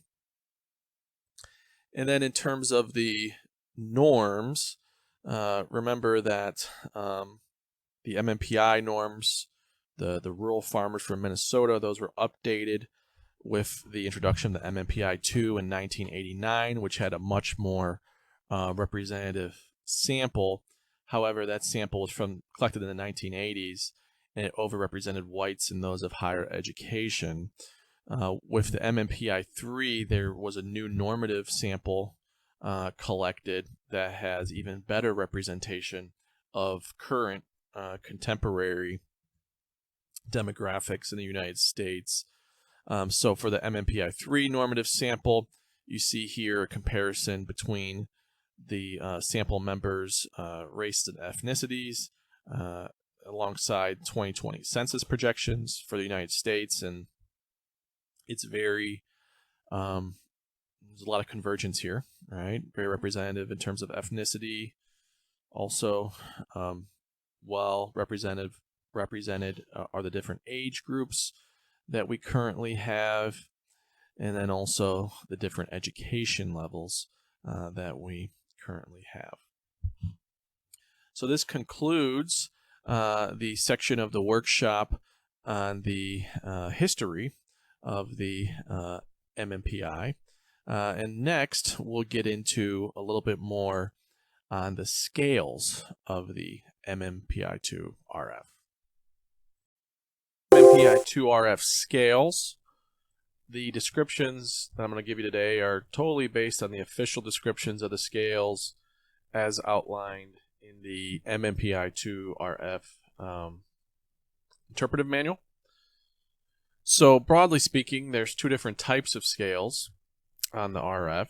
There are the validity scales and there are the substantive scales. Starting first, the validity scales. These are the scales intended to assess how the test taker approached the RF. The validity scales on the RF assess three different threats to protocol validity: non-content based, invalid responding, over-reporting, and under-reporting. We'll go through all three of these in turn.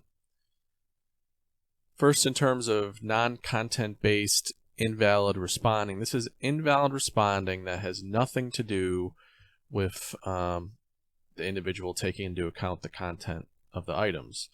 When somebody is engaging in non-content based invalid responding, they might as well have not even read the items, let alone understood them. The two measures on the RF of non-content based invalid responding are VRIN and TRIN, variable response inconsistency. Those are those item pairings that are very similar in content. So if someone answers true to one and false to the other, they have an inconsistent response. That's a measure of random responding. And then TRIN measures fixed content inconsistent responding. Those are those item pairs where they're opposite item content, like I am sad and I am happy. And if someone answers true to both or false to both in a fixed manner, that indicates a fixed response style. Now, the indicators of over-reporting or exaggeration on the MMPI-2-RF are presented here. First, we have the three infrequency scales. So, there's different ways to assess for over-reporting with self-report measures. One of the ways is by examining how frequently someone endorses infrequently endorsed items. And the RF has three of those, with infrequency defined in relation to three different populations. So first, the infrequent responses scale. Those are responses that are infrequent in the general population. In particular, those are that scale is composed of items that were endorsed 10% of the time or less in the MMPI-2 normative sample, which was collected in the 1980s. You could contrast that to the MMPI-2-F scale, which is just a revised version of the MMPI-F scale. The MMPI-2-F scale are infrequent responses in the 1940s normative sample. The next over-reporting validity scale is FP, infrequent psychopathology responses. These are responses, this is a scale composed of responses that are infrequent in psychiatric populations, in particular in an inpatient psychiatric hospital sample collected in the 1990s in Minneapolis. FS is infrequent somatic responses. Those are questions that are infrequently endorsed among medical patients. And then the final two over-reporting scales are a revised version of FBS, formerly the fake bad scale. On the RF, it's called symptom validity. Those are that scale measures non-credible somatic and cognitive complaints. And it was developed by a neuropsychologist who did, disability evaluations, and it was a rationally derived scale. In other words, the neuropsychologist Lee Haley basically looked at the MMPI-2 item pool, identified questions that he thought were representative of people who were feigning in these sorts of evaluations, and put a scale together. And it turned out that it was fairly predictive of over-reporting, and so it was added to the MMPI-2 and then was revised for the MMPI-2-RF. The final over-reporting validity scale is the response bias scale. That's a measure of exaggerated memory complaints. That was a scale that was added to the MMPI-2 the way it was initially. And the way it was developed was there was a neuropsychologist in Canada who was conducting disability evaluations for workers' compensation. And he administered, along with the MMPI at the time, a number of performance validity tests intended to identify people who were putting forth poor cognitive effort. And the way that the RBS scale was developed was using the good old criterion keying approach used by Hathaway and McKinley. Essentially, they created two groups of people, people who failed the performance validity test and people who passed the performance validity test. And then they identified which MMPI-2 items successfully differentiated between those two groups. Items that differentiated were put on the scale. It was called the response bias scale. And then this scale is also included on the MMPI-2 restructured form. The final set of validity scales are the underreporting scales. There are two underreporting scales on the RF. These are revised versions of L and K from the MMPI-2. L is called uncommon virtues, and it measures rarely claimed moral attributes or activities. Again, these sorts of questions are things like, my table manners are just as good at home as they are in public. I seldom tell a lie, that sort of thing. The next underreporting validity scale is adjustment validity, and this is a revised version of the K scale. And this scale measured claims of uncommonly high levels of psychological adjustment. Now, with both of these scales, as we'll talk about later, they don't always indicate underreporting. Sometimes they pop because, for example, of L, you have someone that has a lot of uncommon virtues, genuinely. So, like, for example, priests tend to score pretty high on L, not necessarily because they're underreporting. With K, some people are, very well adjusted. And so they're going to score high on K, not necessarily because they're underreporting, but because they're highly adjusted. All right, so those are the validity scales. The next set of scales are the substantive scales of the MMPI-2-RF. These are the measures of various psychological and personality problems. As we talked about earlier, the substantive scales are organized hierarchically. At the highest level of the hierarchy are the higher order scales, followed by the restructured clinical scales, the specific problem scales, and then rounding out things are the 5 Psi-5 scales. Starting first with the 3 higher order scales, here we have EID, THD, and BXD. Emotional internalizing dysfunction measures problems of mood and affect. Thought dysfunction, problems associated with disordered thinking. And then behavioral externalizing dysfunction, problems. Those are problems associated with under-controlled behavior. And again, these 3 higher order scales converge well with modern models that indicate that there are 3, in some cases 4, higher level constructs that explain comorbidity in different psychological problems. The fourth factor that comes up in other factor analyses, by the way, is somatization. So the next level of the hierarchy are the restructured clinical scales.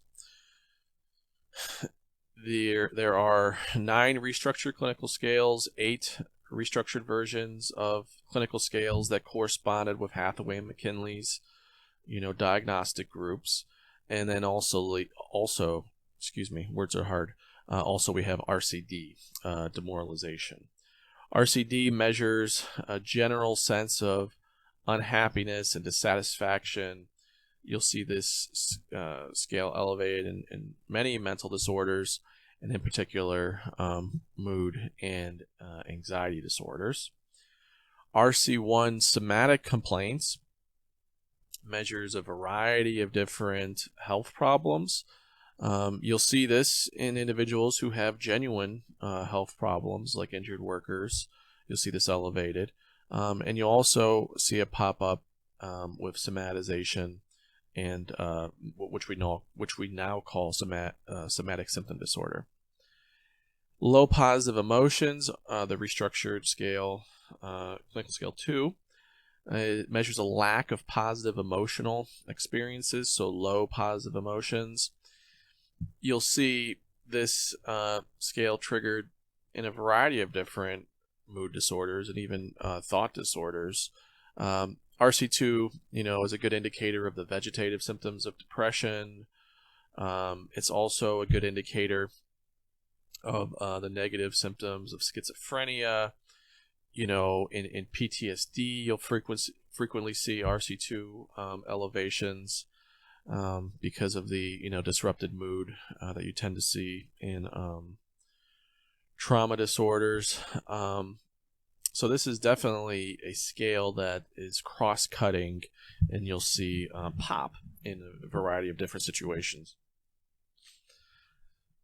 RC3 is cynicism. These are non-self-referential beliefs that others are bad and not to be trusted. So they're non-self-referential in the sense that it's not about me, and people in particular are singling out me, the person taking the test, that is.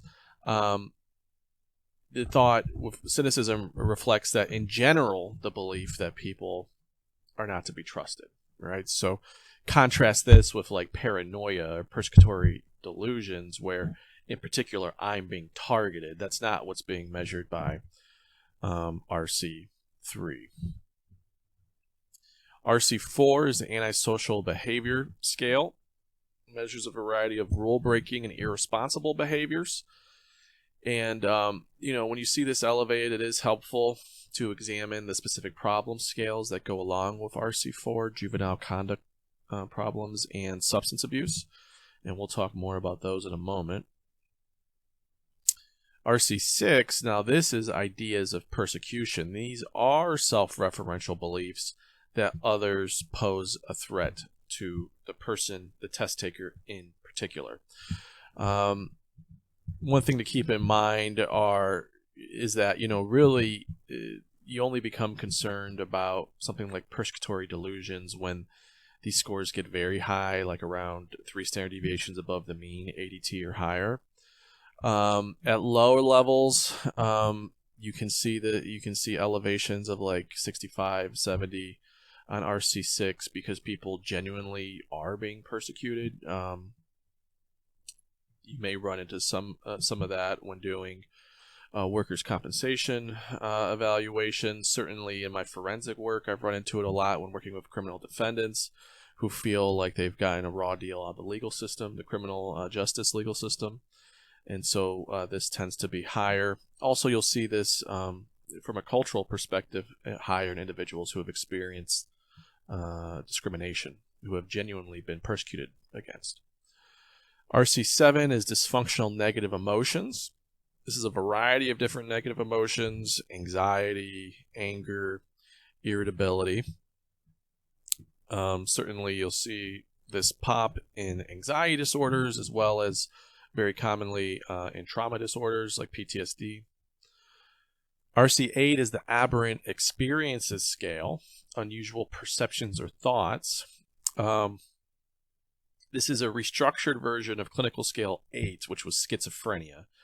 And the name was changed to better reflect that RC8 is a measure of a construct, not of a syndrome. Okay, it's a measure of aberrant experiences, not of schizophrenia, because a test taker can have aberrant experiences and an elevation in RC8 for a variety of reasons, right? So certainly, if one has had hallucinations because of a psychotic disorder, that would lead to an elevation. But so too would, for example, a history of hallucinogenic drug use, right? That's going to lead to having had aberrant experiences.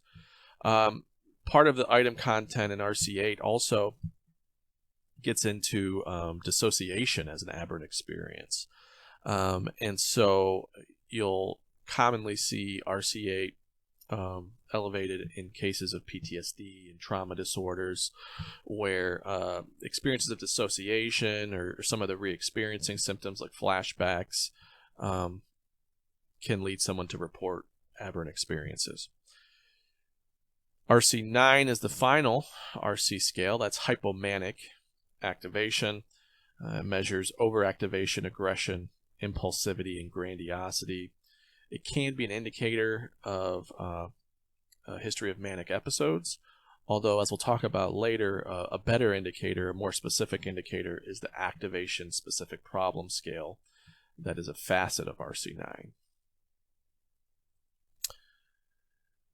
So we've gone over the higher order and the restructured clinical scales. Finally, next we'll discuss the specific problem scales. There are 4 different areas measured by the specific problem scales: somatic cognitive, internalizing, externalizing, and interpersonal. Starting first with the somatic cognitive specific problem scales. These are 5 scales that measure a variety of different physical problems. And they're all 5 of these scales can be thought of as facets of RC1, somatic complaints. The malaise specific problem scale measures an overall sense of poor health and physical debilitation. Malaise is essentially analogous to demoralization, but in reference to physical health as opposed to emotional health.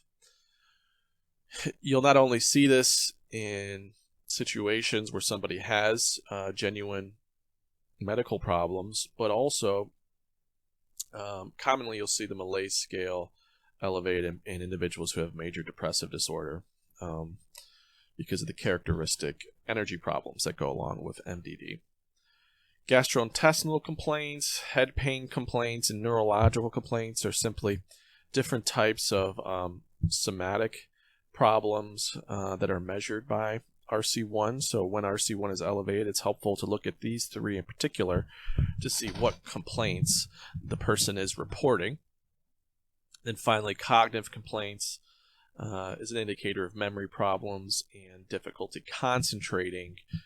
Here too, this could be due to genuine cognitive deficits, but it can also be a symptom of various mental disorders like generalized anxiety disorder or major depressive disorder, where concentration problems are part of the profile of those issues. Next, we have the internalizing specific problem scales. Suicidal ideation, helplessness, hopelessness, self-doubt, and inefficacy are all facets of RCD, demoralization. SUI, the suicidal and deaf ideation scale, measures direct reports of suicidal ideation and recent attempts. And there's also one item on there that measures deaf ideation. The question's something along the lines of, my thoughts these days turn more and more to the life thereafter. Now, there are 5 or 6 items on the suicidal deaf ideation scale, and if any of those 6 items are endorsed, then it's going to lead to a clinical elevation because of how serious and rare endorsements are on this scale. So when you see an elevation on the suicidal deaf ideation scale, it's important to go to the end of the score report, and it'll have critical items that will indicate which of the items were endorsed by the test taker. And that one item in particular, my thoughts these days turn more to death and the life thereafter, that is an item that may not reflect the type of suicidal ideation or death ideation that's characteristic of a mental disorder. Sometimes, the research has indicated that individuals who have medical problems are more likely to endorse that question because they're thinking about death more often because of their own medical issues, increasing their risk of it. Helplessness, hopelessness measures belief that goals cannot be reached or problems solved. Self-doubt reflects a lack of self-confidence and feelings of uselessness. Inefficacy reflects a belief that one is indecisive and inefficacious. So self-doubt and inefficacy have a lot of construct overlap, and it can be hard to conceptualize the difference between self-doubt and inefficacy. But basically, self-doubt is a lack of confidence in oneself, and inefficacy is a lack of confidence in one's abilities. Stress worry is one of the first facets of RC7, dysfunctional negative emotions. This scale measures a preoccupation with disappointments as well as difficulty with time pressure. Certainly, elevations on stress worry are a good indicator of generalized anxiety disorder, and this is the best indicator of GAD on the MMPI-2-RF. And then the remaining internalizing specific problem scales and RC7 facets are listed here.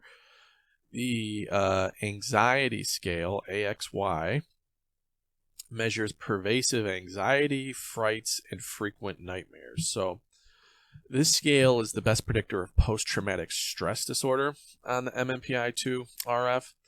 And also, when this scale is elevated, you'll get a set of critical items at the end of the report that indicates which of the anxiety items were endorsed. And it's helpful to look at that for potential PTSD symptoms, like nightmares, for example. Anger proneness measures the propensity to become easily angered and impatient with others. This is a good indicator of borderline personality disorder. Certainly, anger proneness is present in individuals with many different disorders, but in particular, with borderline personality disorder, you tend to see this one pop. Behavior restricting fears measures agoraphobic fears of leaving the home and that sort of thing. And then multiple specific fears, variety of different fears that are potentially consistent with a specific phobia.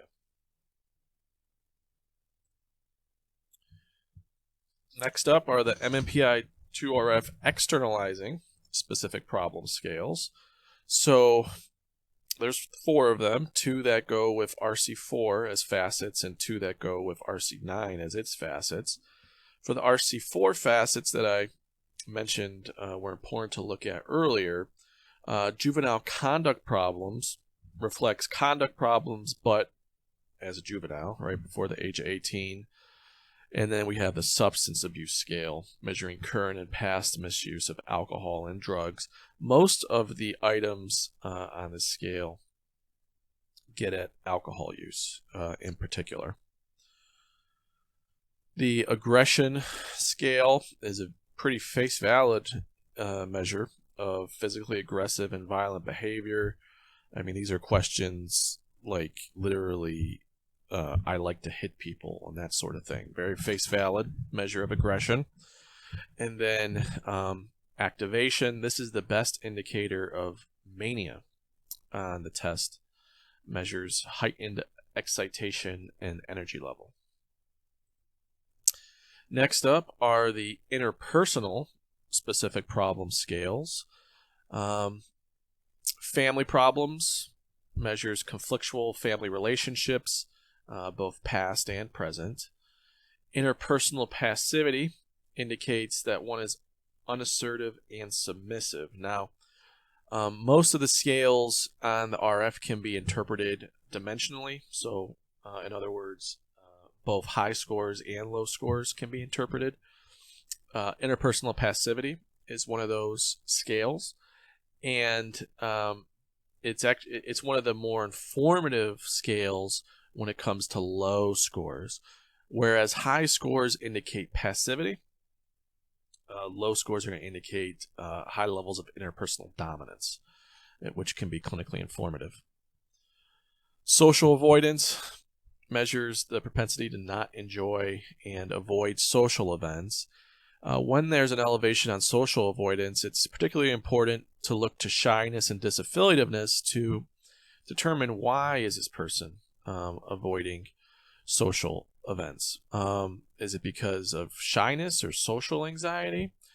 Is it because of disaffiliativeness, because they don't like to be around people? In the absence of elevations on shyness or disaffiliativeness, if the person, is presenting with symptoms of depression, the social avoidance can be due to that, right? But generally, these three scales I tend to interpret sort of in concert with one another. There are two interest scales on the MMPI-2-RF. These were two seeds. These were derived from two seed scales that came from MMPI to clinical scale 5. That was the masculinity-femininity scale. It wasn't, it wasn't a clinical scale that corresponded to one of the 8 clinical groups that Hathaway and McKinley created, but it was a clinical scale, scale 5, that they ultimately developed. And during the restructuring process, there were 2 components that came out of a factor analysis of clinical scale 5, in addition to demoralization. One was more feminine interests and one was more masculine interests. And those are integrated into the RF as aesthetic literary interests and mechanical physical interests.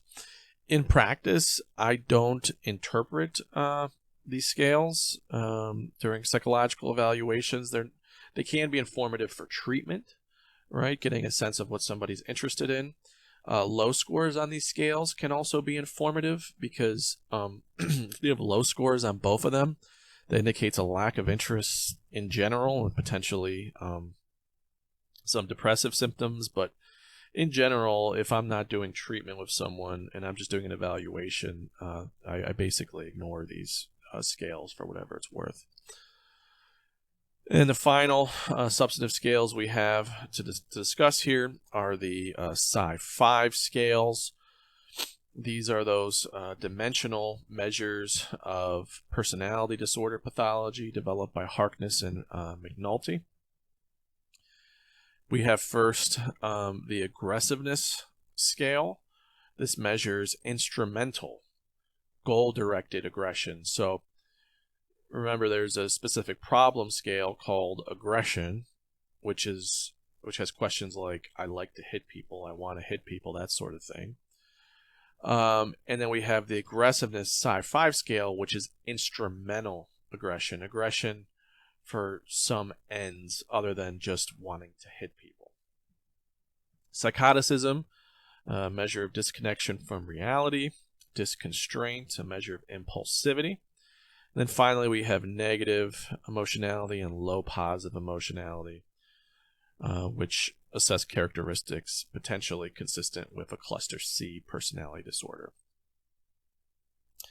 So those are the 51 MMPI-2-RF scales. In terms of psychometrics, there's a technical manual for the MMPI-2-RF, which has like over 50,000 correlations and lots of reliability estimates. And so that even just from the rip, the psychometrics were pretty well established for the RF, and that was because they could use MMPI-2 databases to score the RF and to test its reliability and validity. So a technical manual has a lot of good information. I was just seeing if I could find mine and to show you how thick it is, but it's a thick manual, lots of data in there. And then since the release of the RF in 2008, there's been over 400 peer-reviewed studies investigating its reliability and validity in different settings. So certainly the psychometrics are very well established. So that is it for the MMPI-2-RF scales. Next, we will move into administration and scoring.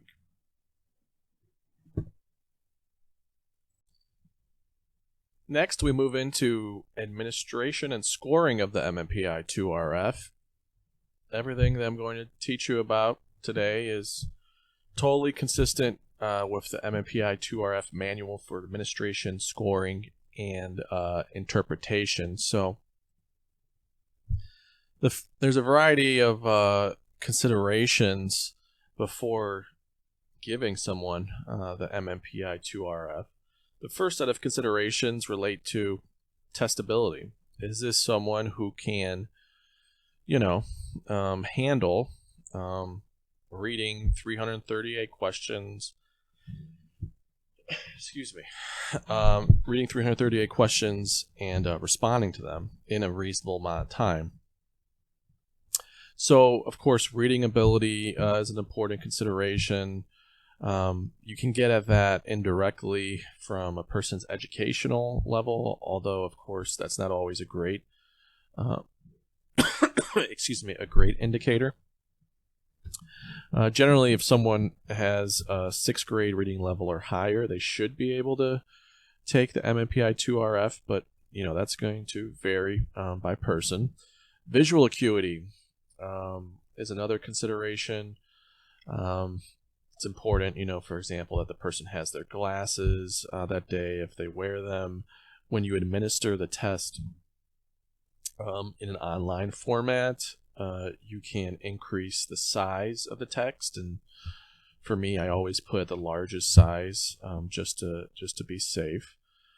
Cognitive wherewithal, does this individual have a history of traumatic brain injury? Are they elderly? These are things to consider when deciding if someone could take the MMPI-2-RF. And then language. So is another consideration. There is a Spanish language version of the MMPI-2-RF, and then of course the English version, and that's an important consideration, of course. All right, so administration considerations, modality. How are you going to give this person the test? The two electronic options are computer and tablet.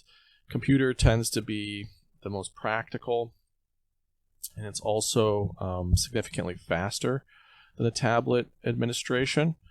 And then there's also a paper and pencil administration as well. The one thing that I will say is that the administration time varies significantly between the electronic options and paper and pencil, with the electronic options being about 20% faster overall. The reason for the increase in speed with the computer is when someone's taking a test, paper and pencil, they have the booklet with the questions, and then they have the response sheet, and they have to look to the booklet and then bubble in the response sheet and look back to the booklet and so on and so forth. But that actually adds a meaningful amount of time. The other issue, by the way, with a paper and pencil test is you run into a higher likelihood of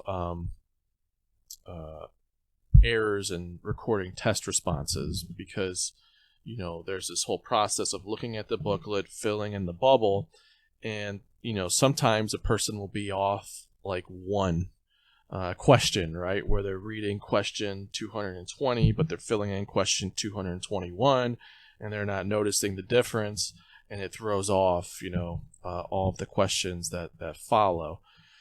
You run into that issue potentially with paper and pencil, but you don't with computer. So in general, I recommend computer administrations. The environment, of course, where the test is being conducted is an important consideration. There shouldn't be any distractions.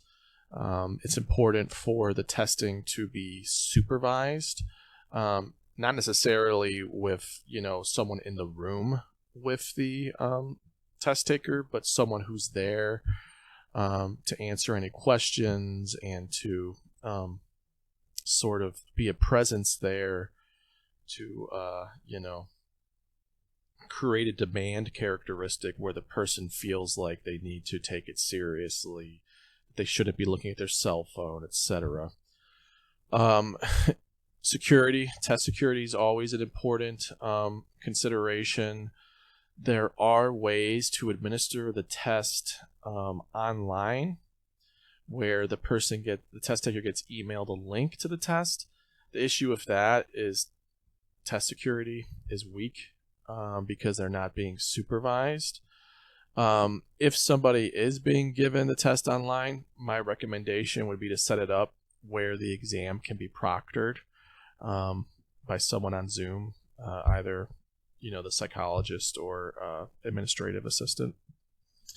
And then the test can be given in a group or individually. Either is fine. Obviously, if it's a group setting, you want to do what you can to maximize or to minimize, rather, distractions. There are 3 main scoring options for the MMPI-2-RF. There is hand scoring, which I don't recommend. It's very time intensive, especially for those tricky VRIN and TRIN item pairings. And then there's computer administration and mail-in, computer scoring and then mail-in scoring. Obviously, computer is the most efficient scoring method. And you can score the test by computer, even if you administer it by paper and pencil. It just has to be entered into the software. There are 2 main scoring softwares for the RF. There's Q Global and Q Local. Q Global is the internet-based scoring software, and Q Local is a program that you can install on your desktop to administer and score the test, and so it doesn't require an internet connection. The limitation with Q Local is every time there's an update, you have to download and install that update, whereas with Q Global, whenever that software is updated, it's updated on your end automatically. All right, so when you score an MMPI-2-RF, either via computer or the mail-in service, you get a score report, and there's 4 options for score reports. The first type of score report is the basic score report, and we will review that first by way of an example. So this is an example basic score report. It's just a de-identified example that was available on Pearson's website. This example happens to be of Mr. I, who psychiatric inpatient presenting with psychotic thinking and assaultive behavior. So let's walk through this basic score report. So, first page, you have some basic identifying information and demographic characteristics. And then we get into the actual results for Mr. I in this case. You can see at the top you have the administration date and the individual's name. And we begin with the validity scales of the MMPI-2-RF. They're plotted in a profile here, where on the x-axis you have the scale abbreviations, and on the y-axis you have the possible t-scores, uniform t-scores. All of the abbreviations are spelled out on the bottom here. When you look at the profile, you'll see a series of 3 dashed lines towards the top and the bottom of the profile. These dashed lines are the ceilings and the floors, the highest and lowest possible scores. Beneath the variable names, you have the raw score, the number of items they endorsed. You have that raw score converted to a uniform t-score using the normative sample. And then you have response percentage. That's simply the number of questions that a person answered on that scale. So for the case of VRIN, we were able to score 94% of the variant item pairs. They left the 6 other pairs, at least one of the items, blank. Cannot say is the number of items overall that the person had blank, so or couldn't be scored. So there were 17 missing responses for Mr. I out of the 338 questions. And then you have the percent of items answered true here. Turning back to the profile, there is a solid line for the validity scales at 50. A t-score of 50 is equivalent to the general population mean, so that's totally average. The t-scores are plotted by these black dots, and you see some of the dots are connected with one another. So first are indicators of non-content based invalid responding, are our first set of scales that are connected, VRIN and TRIN. This little T here for TRIN is unique to only TRIN. Only TRIN has this letter next to the data point. The letter is either going to be T or F. T stands for true. So this person scores 57 on TRIN, and their level of fixed inconsistent responding was in the true direction. So they had a tendency to answer true to questions, irrespective of the content of those questions. If this was F, then that would be false, a fixed false inconsistency, where a person has a tendency to answer false regardless of the content of the questions. Then we have our 2 over-reporting indicators of psychopathology connected here, F and FP. Our somatic cognitive over-reporting indicators are connected, and then our 2 under-reporting indicators are connected. Finally, on this page, turning back to the response percentage, you see that a couple of these response percentages are bolded. FBS and K. The reason they're bolded is because the response percentage is less than 90%. Okay, 90% is kind of the magic number when it comes to response percentage for the RF. If the response percentage is 90% or higher, if they answer 90% of the questions or more, you just interpret the scale as you normally would. However, if this response percentage is less than 90%, then you cannot interpret the lack of elevation as indicating the lack of whatever is measured by the scale. Okay, so for example, with K, this person has a score that's technically below average on K, a measure of underreporting. However, because the response percentage is less than 86, we can't rule out underreporting on the basis of this score. The reason for that is because when people leave items blank, it lowers their highest possible score, right? So, I mean, as a thought experiment, assume that somebody, the response percentage on K was 0. In other words, they left every item blank. Okay, well then what's their maximum possible score on K? It's going to be the floor, right? About 28. So that's important to keep in mind. So those are the validity scales. Now the substantive scales are listed next. And here you have the higher order scales separated out from the restructured clinical scales. We have 3 sets of horizontal lines for the substantive scales, set at 38, 50, and 65. So scores that are 65 or higher are considered high score clinical elevations. 50, again, is a general population mean. And 38, scores of 38 or lower are considered low score elevations. That language is a little bit odd to think about low score elevation, but that's how we talk about it. So the rest of the basic score report for the substantive scales looks pretty similar.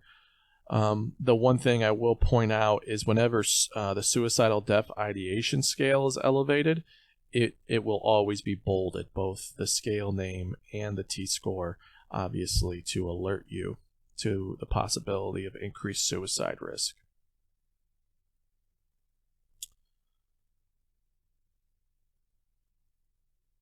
So that is it for the profile. After the profile, there's this one-page summary of all of the scores from the test. And what you'll see is that it's organized. The scales are organized a little bit differently. The order of the validity scales is the same, but for the substantive scales, now instead of being organized according to scale set, higher order, restructured, clinical, specific problem, and so on, instead of being organized by scale set, the scores are organized by domain, right? Somatic, cognitive, emotional dysfunction. There's the higher order scale, EID, the 3 restructured clinical scales, demoralization, low positive emotions, and dysfunctional negative emotions, and then the specific problem scales. So this is, I actually prefer looking at this page when interpreting a protocol, first of all, because all the information is on one page, and then also because I like the way that it's organized conceptually as opposed to organizing it in order of scale set. One thing to notice here is some of these values have asterisks next to them, like FBS and K. Those asterisks reflect that, as we see down here, the test taker provided scoreable responses to less than 90% of the items scored on this scale.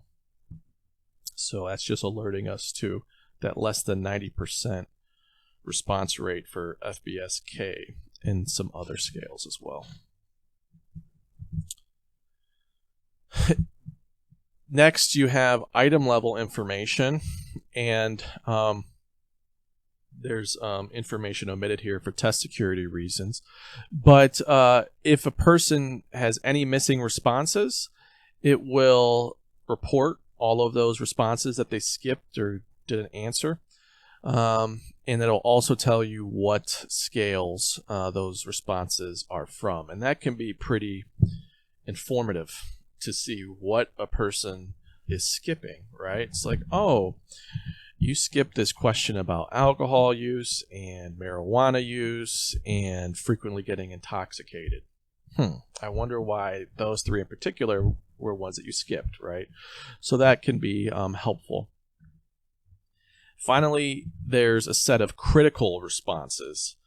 So you'll see here it says that there's 7 MMPI-2-RF scales: SUI, helplessness, anxiety, ideas of persecution, aberrant experiences, substance abuse, and aggression, where whenever one of those scales is elevated, it will list as critical responses all of the questions that were endorsed. And so our Mr. I here endorsed a couple of SUI items, and so it would provide the items that he endorsed, his response, and then one neat feature here is it tells you the endorsement percentage in the normative sample. So item 251, Mr. I endorsed it, only 3% of the normative sample endorsed that, so it's a pretty rare suicidal ideation item.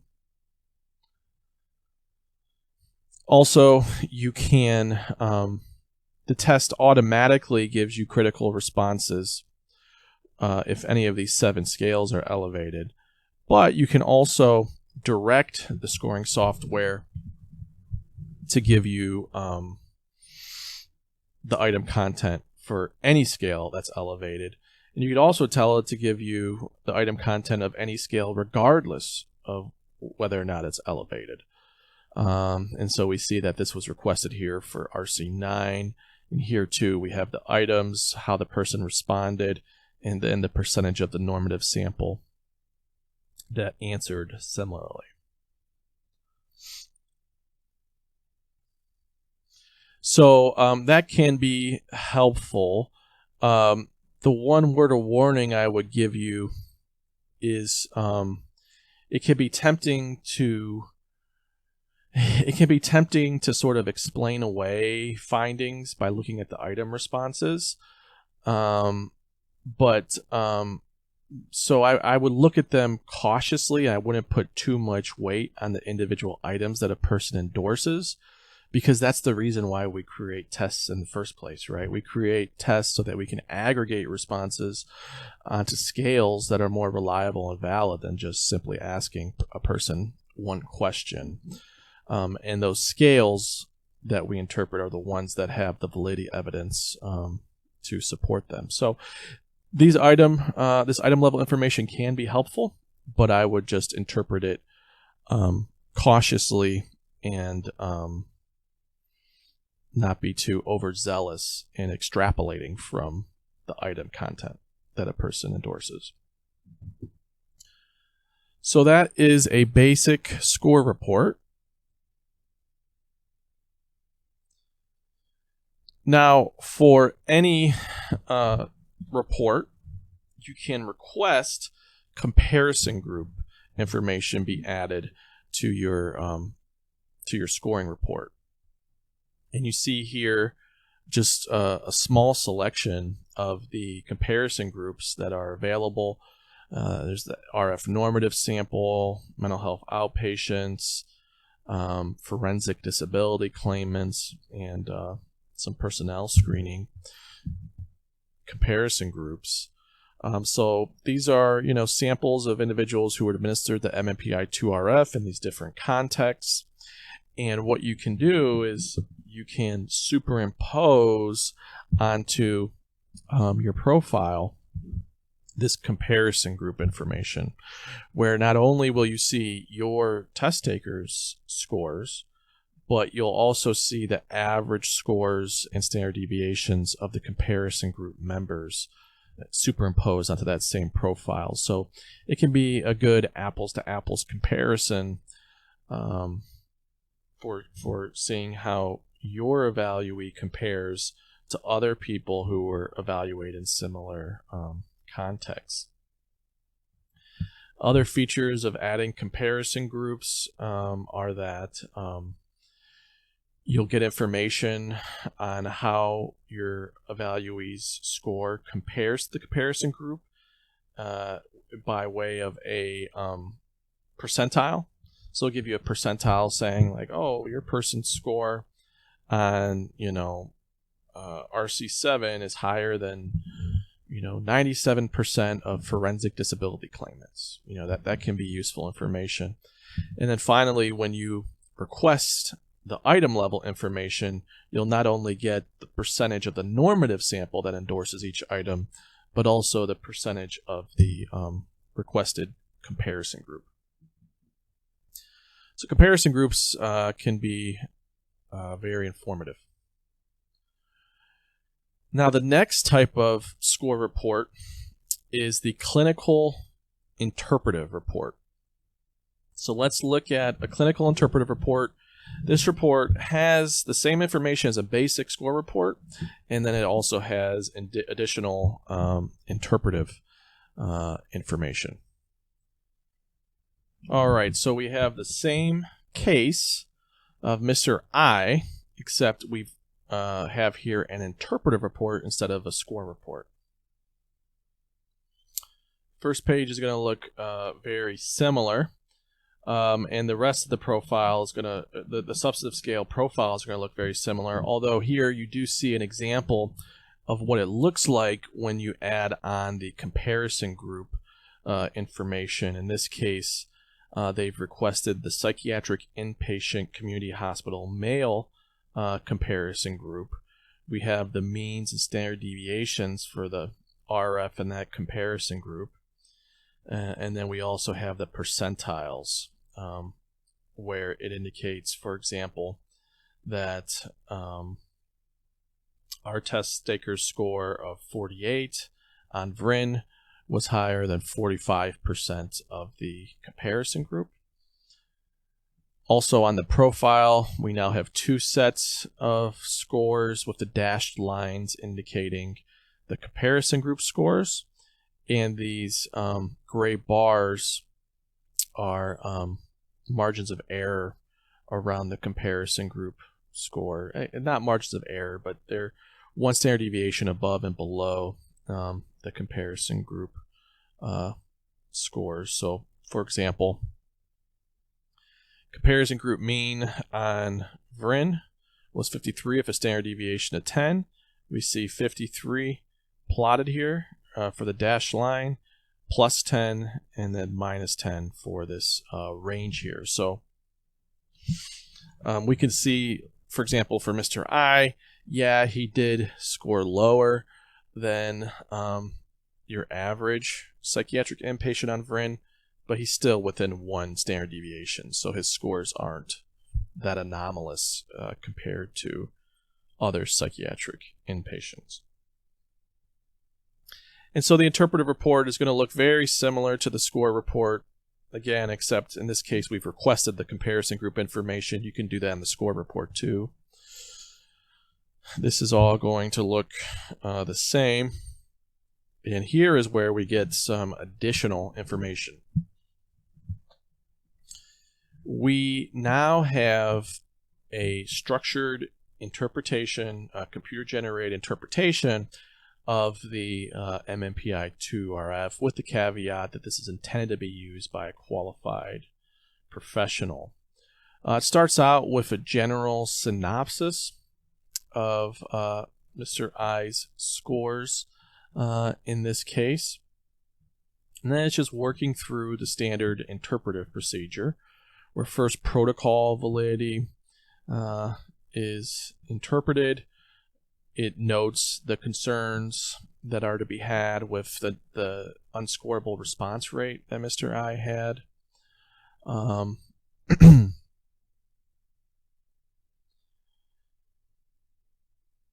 And then we have the substantive scale interpretation, where it's organized by substantive scale domain: somatic, cognitive, emotional, thought, behavioral, and interpersonal functioning.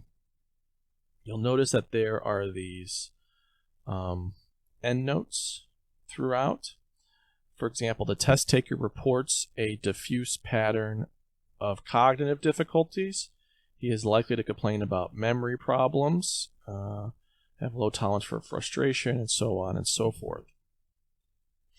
Now, if we go to the endnotes that go with this, well, actually, it looks like if you just hover over it, actually, it'll tell you. Oh, I just learned something. It'll tell you the endnote that goes with it. So this interpretation of the test taker report's diffuse pattern of cognitive difficulties was generated because the individual had a score of 69 on cognitive complaints. And then we have, all these here are because of correlations with cog, and so on and so forth. So if we scroll to the end of, or towards the end of the report, in the end notes, we can see where all of the interpretations are coming from, what they relate to. All right. And also, backing up a bit, so he is likely to complain about memory problems, footnote 3, or endnote 3. That's because COG was 69, and because correlations between COG and extra test data indicate that that's what's likely to happen. And in particular, the correlations from 3 references, reference 3, reference 10, and reference 21. And you can see these, Burchett and Ben Porif. That's one of the references that's relevant.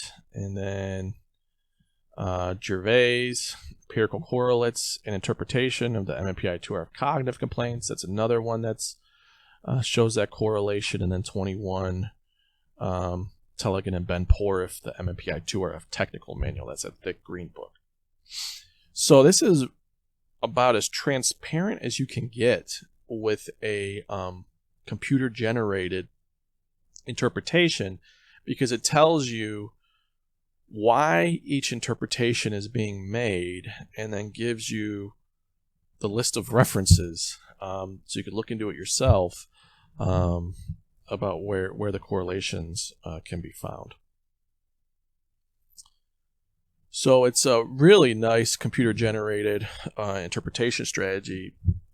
Typically, historically, what would happen with these computer-generated reports is you wouldn't know the basis of the interpretations. For example, there's interpreter reports for the MMPI-2 that were developed by Jim Butcher and are sold by Pearson. There's other MMPI-2 interpreter reports.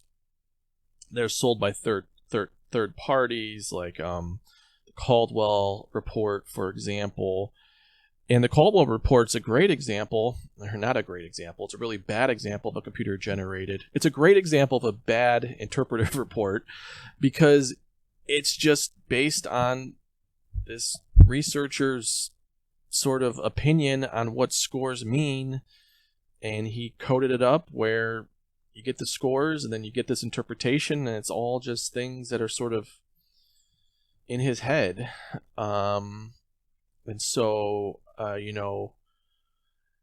it's not the best, most transparent way to do an interpretive report. It was an interesting story related to that. When I was a practicum student at the Summit County Common Pleas Court, there was an infamous murder case. The guy's name was John Wise. This is all public information. His wife was in a coma, and actually she was slated to recover, but he misunderstood that she was going to recover, and he thought that she was going to be in this vegetative coma, forever. And so he took it upon himself to go into Summa Hospital with a firearm and kill his wife while she was in this vegetative coma. And of course, he pled insanity. And there were two experts that evaluated him for sanity. One from the court clinic where I was at. She had given the MMPI-2, but interpreted it normally. The other expert was a psychologist from New York who gave this Caldwell report for the MMPI-2, this narrative computer-generated report. And while he was on the stand, the attorney asked him, why am I cross-examining you about the MMPI-2 interpretation when it was this Alex Caldwell that did this interpretation? And he goes to the judge, I can't, what are we going to do? Bring in Alex Caldwell so I can ask him about why he made these interpretations on the MMPI-2? And so, long story short, interpretive reports can be great, but I think it's very important that the interpretations are transparent. The other nice thing about this interpretive report, which we'll get into later, is that this is basically exactly the same interpretation that you would give if you use the interpretive manual and did it yourself. It's just sort of speeding things up quite a bit. All right, so enough of me glowing about this interpretive report. And then you also have, item level information and critical responses in the interpretive report as well. And you can request your own item level information too. Okay. So that is the interpretive report.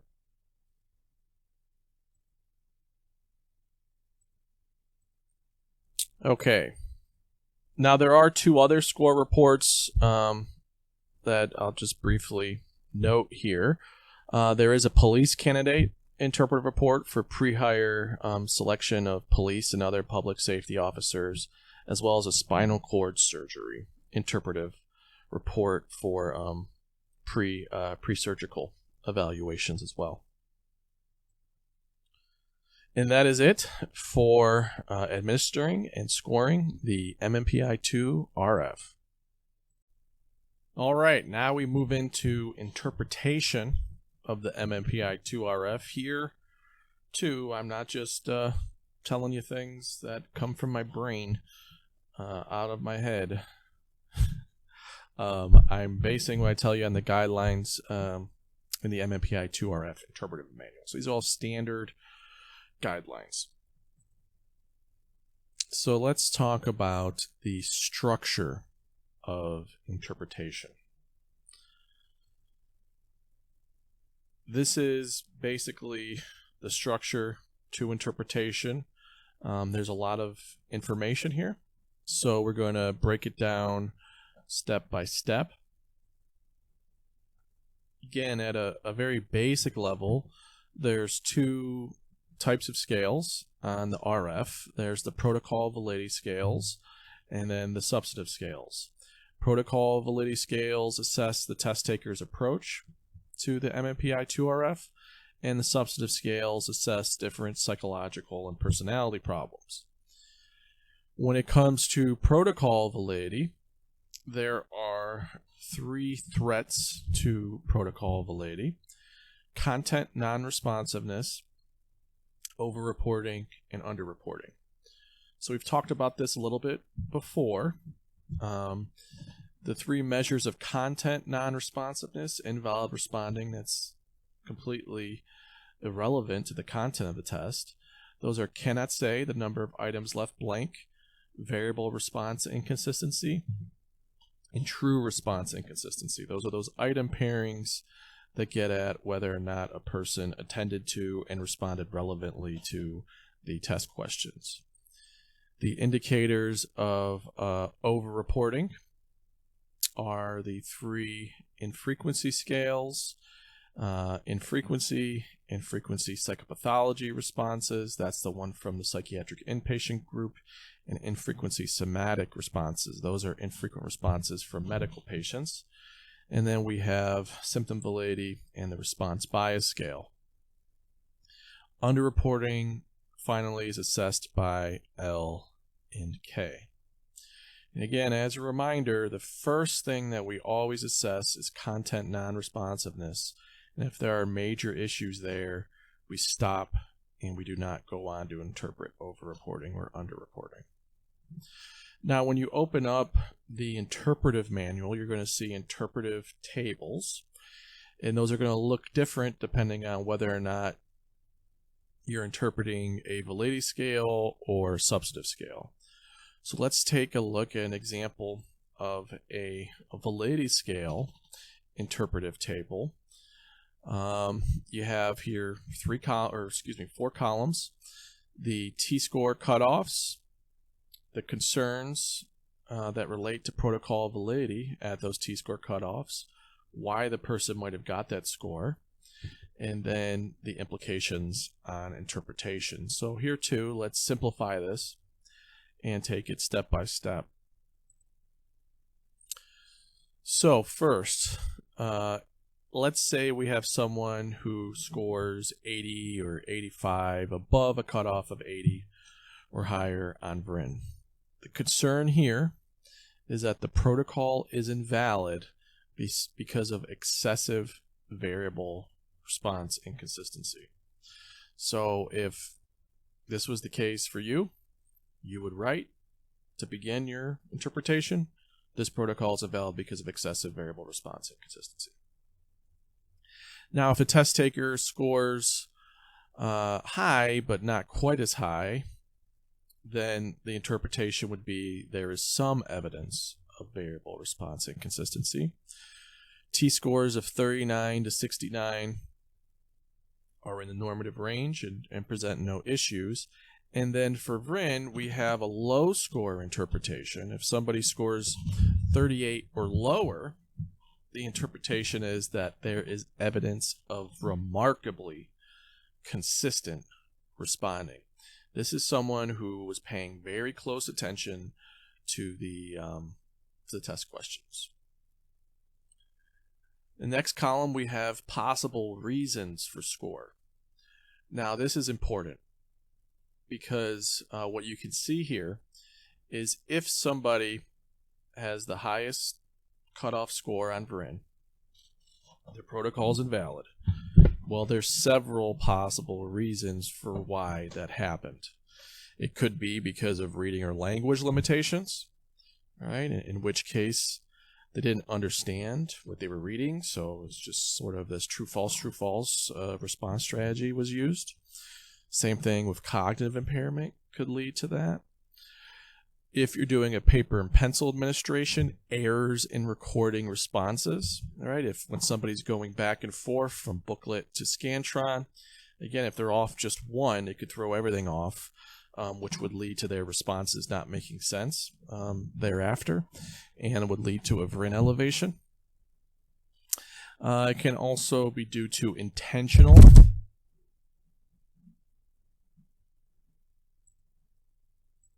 Sorry about that. My video fell. It could be due to intentional random responding. I've had this happen with criminal defendants, for example, where, I give them the 338 question MMPI and they're done in 5 minutes. And you look at the sheet and it's just true, false, true, false, true, false, literally the whole way down. That was just, they did it intentionally, right? They didn't want to take the test. And they were uncooperative with the test. Now, for lower levels of elevation, and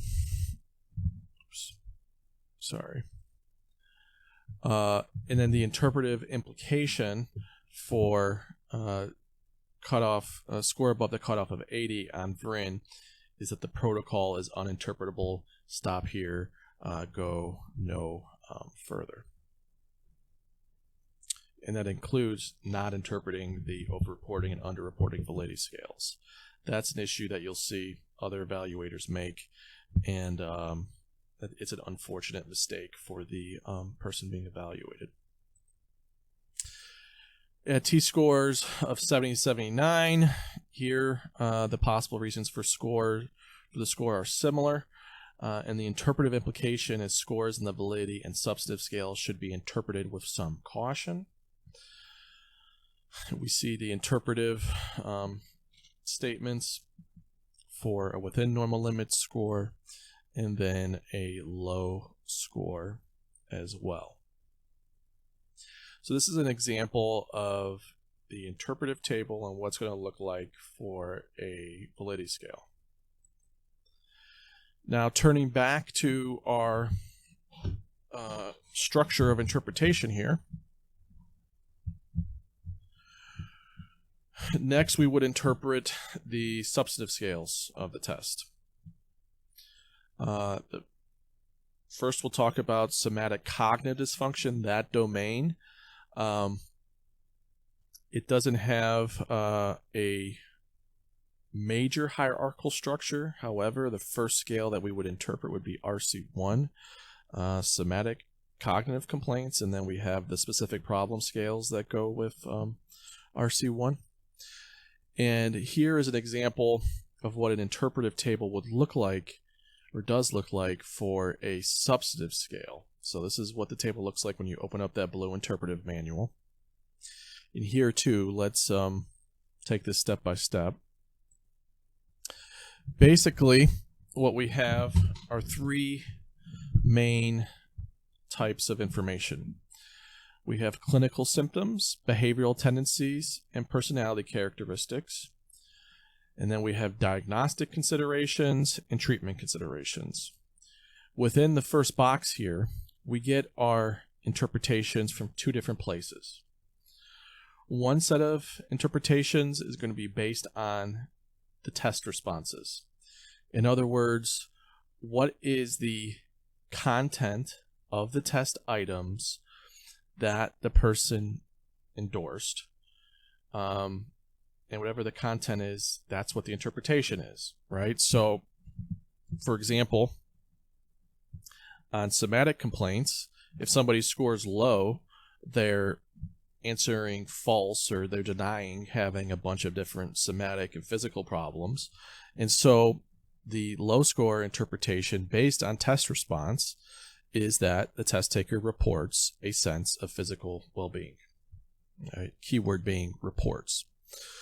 For clinical elevations, when somebody is endorsing a number of different somatic complaints on RC1, the interpretation is going to be they report multiple somatic complaints that may include head pain and neurological and gastrointestinal complaints.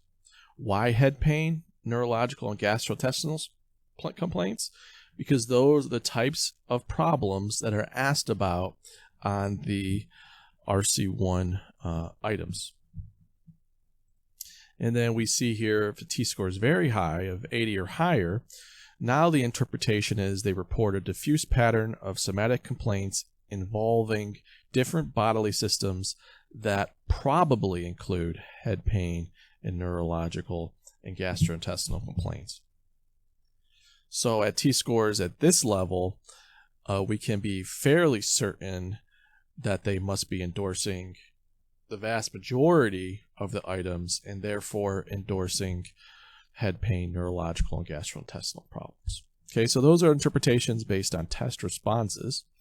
And then the next set of interpretations is based on empirical correlates. So these interpretations come from the research literature that demonstrates high scores on, in this case, RC1 are significantly and meaningfully associated with the following: being preoccupied with physical health concerns, being prone to developing physical symptoms in response to stress, has a psychological component to his or her somatic complaints, complains of fatigue, and presents with multiple somatic complaints. Okay. Now, in this case, there's no item on RC1 that directly has direct content about having physical symptoms in response to stress. This interpretation is because in research studies, they found that high scores on RC1 tend to be associated with people reporting on extra test measures that they develop physical symptoms in response to stress. Thus, this is an empirical correlate interpretive statement. And we'll circle back to diagnostic considerations and treatment considerations later on. Now, the next area of interpretation for the substantive scales is the emotional dysfunction domain. You see EID first in a row by itself. That's because it's a higher order scale. And as a higher order scale, it has special consideration in the structure of interpretation, and we'll talk more about that later. Next, we have RCD, along with its 4 facet specific problem scales, RC2 and the introversion Psi-5 scale, and then RC7 and its facet specific problem scales. We see similar structure for thought dysfunction and behavioral externalizing dysfunction, and then interpersonal functioning has no hierarchical structure, so all of its scales are interpreted as follows. And quite frankly, I do notice an error here. Introversion should not be included there. All right, so those are the interpretations of the domains. And then we end with diagnostic consideration and treatment considerations. Most substantive scales have diagnostic considerations in their interpretive tables, and all substantive scales have treatment considerations. And so turning back to our RC1 interpretation table, we see here I filled in the diagnostic and treatment considerations. For diagnostic consideration, if RC1 is elevated at 65 or higher, evaluate for somatoform disorder. There's also a statement here indicating a consideration for conversion disorder if scores are low on RC3 and shyness. And then treatment considerations here too. This consideration applies if we have a clinical elevation of 65T or higher. In that case, the person is likely to reject psychological interpretations of their somatic complaints.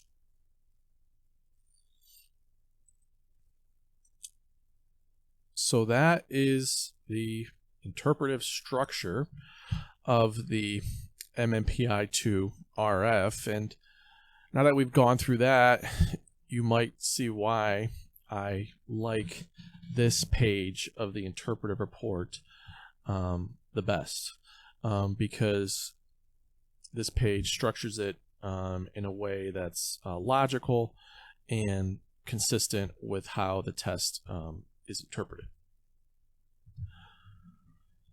All right, now what we're going to do next is I'm going to walk you through some interpretive examples. And instead of looking at the whole profile, which I find to be a little bit clumsy for examples, we're only going to be looking at this MMPI-2-RF T-scores by domain sheet. And this does have all the information that's relevant in terms of the MMPI-2-RF scores. Now, what I find is that when people are first learning how to use the test, it can get sort of overwhelming to have to keep in mind all of the different cutoffs that we have for all of the different scales, right? All of the validity scales, for example, have different cutoffs. The substantive scales are going to have cutoffs of 65, but in some cases there's going to be low score cutoffs. In some cases there's going to be a high score cutoff. Most of the time the high score cutoff is 80T, sometimes it's not.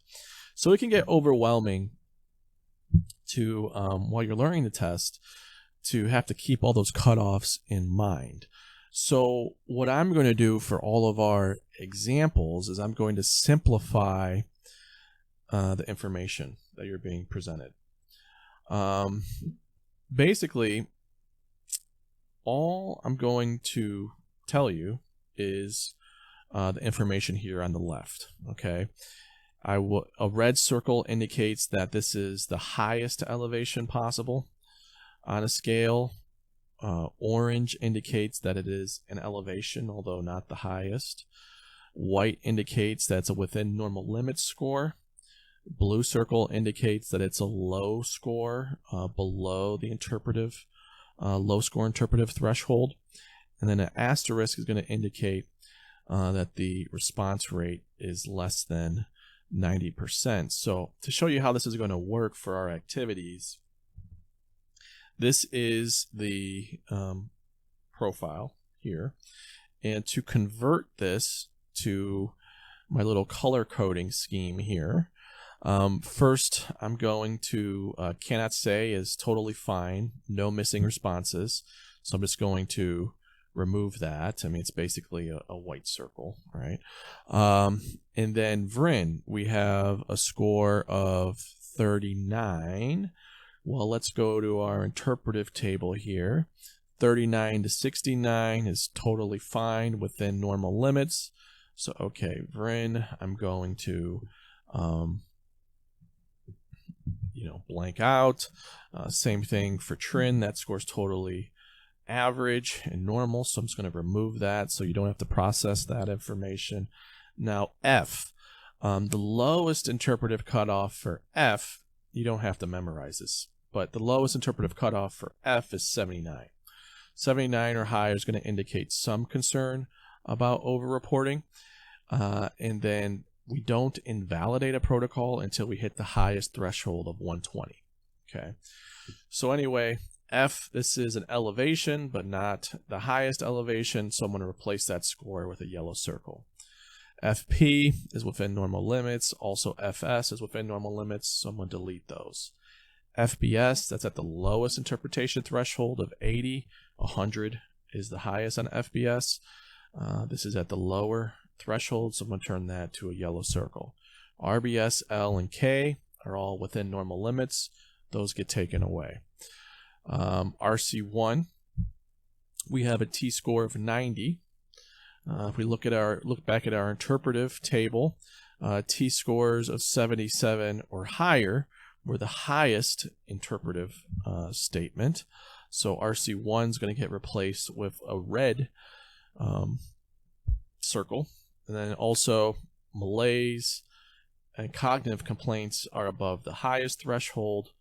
Gastrointestinal, head pain, and neurological complaints are at that lower threshold, so I'm just going to replace those with circles. I'm going to do the same for emotional internalizing dysfunction domain. In thought dysfunction domain, you see here an asterisk next to 56. Remember that asterisk indicates that less than 90% of the responses were provided. The response rate was less than 90%. Although this score is not elevated, I'm still going to put that asterisk here to indicate that less than 90 response rate. And then RC8 is elevated, so that becomes a yellow circle, and so on and so forth. Aesthetic literary interest, this score of 33 is below the low score threshold of 38, so that's going to be a blue circle. Okay, so we've gone from hopefully something that is difficult to conceptualize and a lot of information to process to something that's much simpler, so that we can focus really on the nitty-gritty aspects of actually interpreting a profile. So this is how we will how I will present, sorry, words are hard, the profiles from here on out. Now, as we go through this information, there's a lot of scale abbreviations. I'd like to make this as user-friendly a process as possible. So I'm going to give you a resource here. Your first resource is going to be the MMPI-2-RF Manual for Administration, Scoring, and Interpretation. That's going to have all the scale names, all the abbreviations, and all of the interpretive statements and tables as well. That's going to be your best bet to look at, but if you don't have access to that right now, you can go to this website here, University of Minnesota Press Test Division website. Just type in this link and it will give you, at the very least, the names of all the scales and scale descriptions, and that should help as we go through these examples. I know the abbreviations can get a little much. All right, so let's dive into interpretation.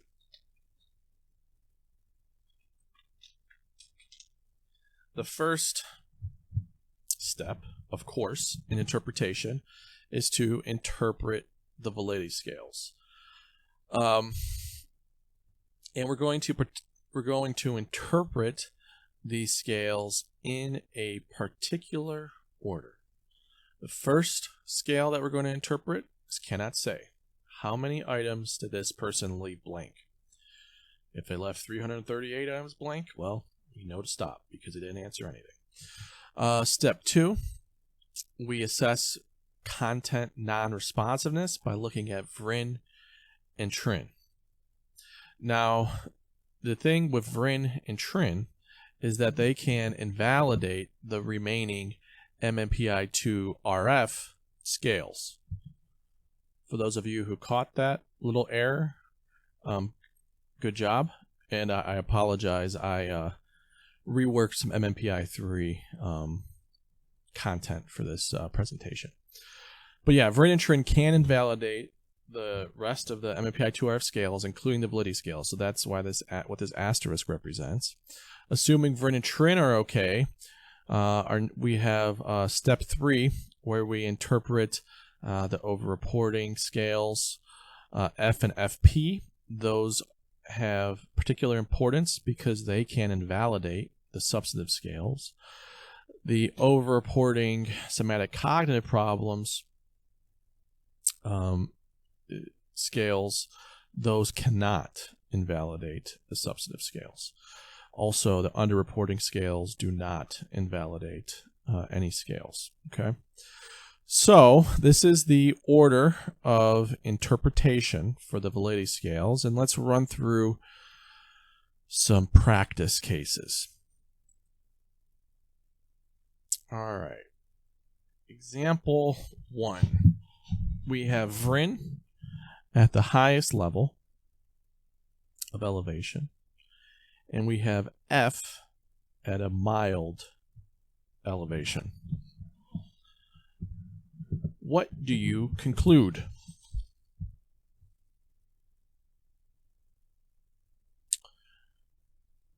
Do we conclude that first, this person engaged in random responding, and also they may have been exaggerating their problems? Do we make that conclusion? Or do we only conclude that they were randomly responding? We only conclude that they were randomly responding, right? Because going back to our order of interpretation, we assess Vryn and Trin before we assess F and FP, and if there are elevations on Vryn and Trin, that invalidates all the RF scales, not only the substantive scales, but also the validity scales. The reason for this is actually pretty simple. If somebody's not paying attention and responding relevantly to the test questions, then how can they be over-reporting? And again, that is an error that you will see other evaluators make, and it's really unfortunate for the test taker. All right, so next example. What do we conclude here?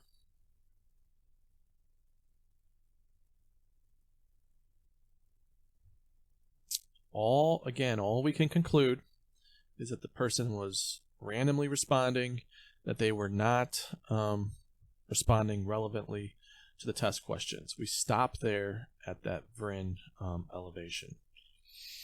We don't interpret this K elevation as indicative of underreporting, even though it's so high. All right, we don't interpret it, and we also don't interpret the substantive scale elevations. All right, what do we do here? Again, this asterisk indicates that the response rate was less than 90% to Vryn. So they have an elevation somewhere between 70 and 79 on Vryn, but they answered less than 90% of the questions. Do we interpret F?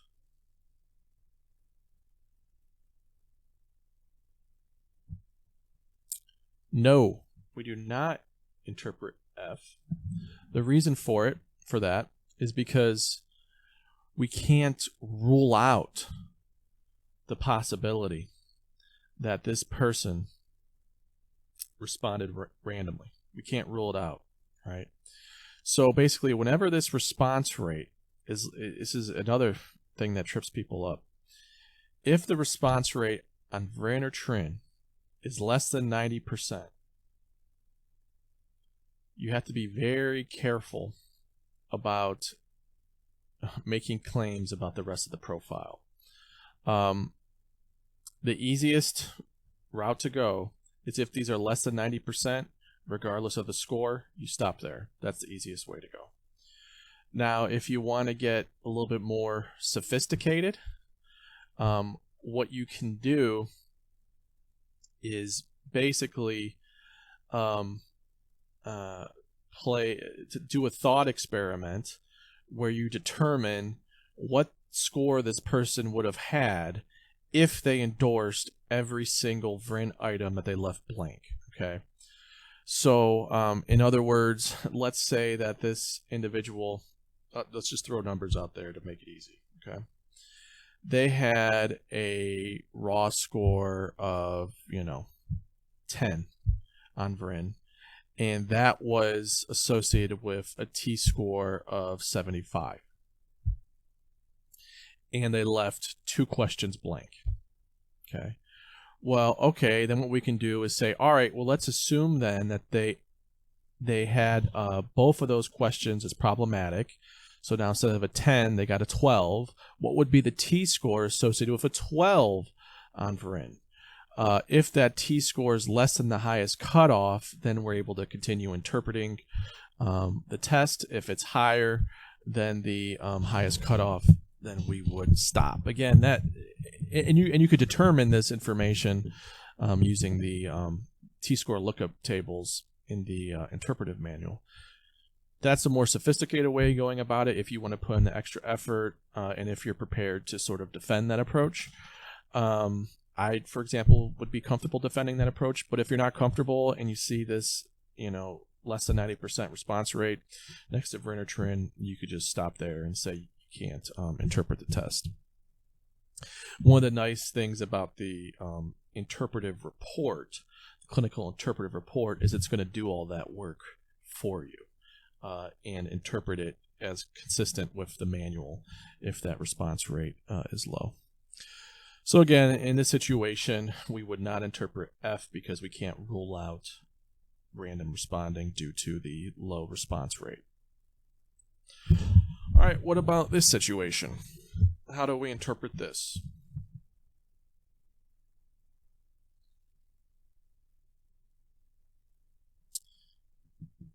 In this case, we have some indications of random responding and some indications of over-reporting, and it would be appropriate to make both of those interpretations, right? That the test taker responded randomly to some of the, may have responded randomly to some of the test questions and may not have responded relevantly to all the questions. They also may have been under-reporting or over-reporting. That would be fine in this situation. Keeping in mind, though, that this F score is going to be probably boosted up a little bit by the content non-responsiveness issues. This is another issue that comes up, unfortunately, with other evaluators, is, some evaluators are quick to diagnose or to label someone as malingering. If it was a situation like this, and this was the test data that I had, a mild elevation on F and also on VRIN, I would be very hesitant to make any claims about over-reporting or definitely not malingering. So that's something to keep in mind. Finally, a third example, here too, you would interpret VRIN, F, and then also emotional internalizing dysfunction. All right, so that those were we had several examples there of how the interpretation of VRIN and TRIN can influence the rest of the profile. Now, step 3A, if F and FP are elevated at the highest cutoffs, then that invalidates the substantive scales of the MMPI-2-RF. So let's look at an example here. How would we interpret this profile? We look at F and we would interpret that there was indications of significant over-reporting, right? There are no issues with VRIN and TRIN, so doesn't seem like, sort of a lack of paying attention is the problem. But do we interpret L as an indicator of underreporting? Yes, we do. So what we would interpret here is significant evidence of overreporting and some evidence of underreporting. Again, because the over-reporting scales only invalidate the substantive scales. We still would interpret the under-reporting scales. And it is possible, of course, to both over-report and under-report. Those two are not mutually exclusive, and commonly what you'll see, or what I've seen, is people will over-report symptoms in one area, like mood and anxiety disorders, and then they'll under-report symptoms in another area, like substance abuse. All right, how do we interpret this profile?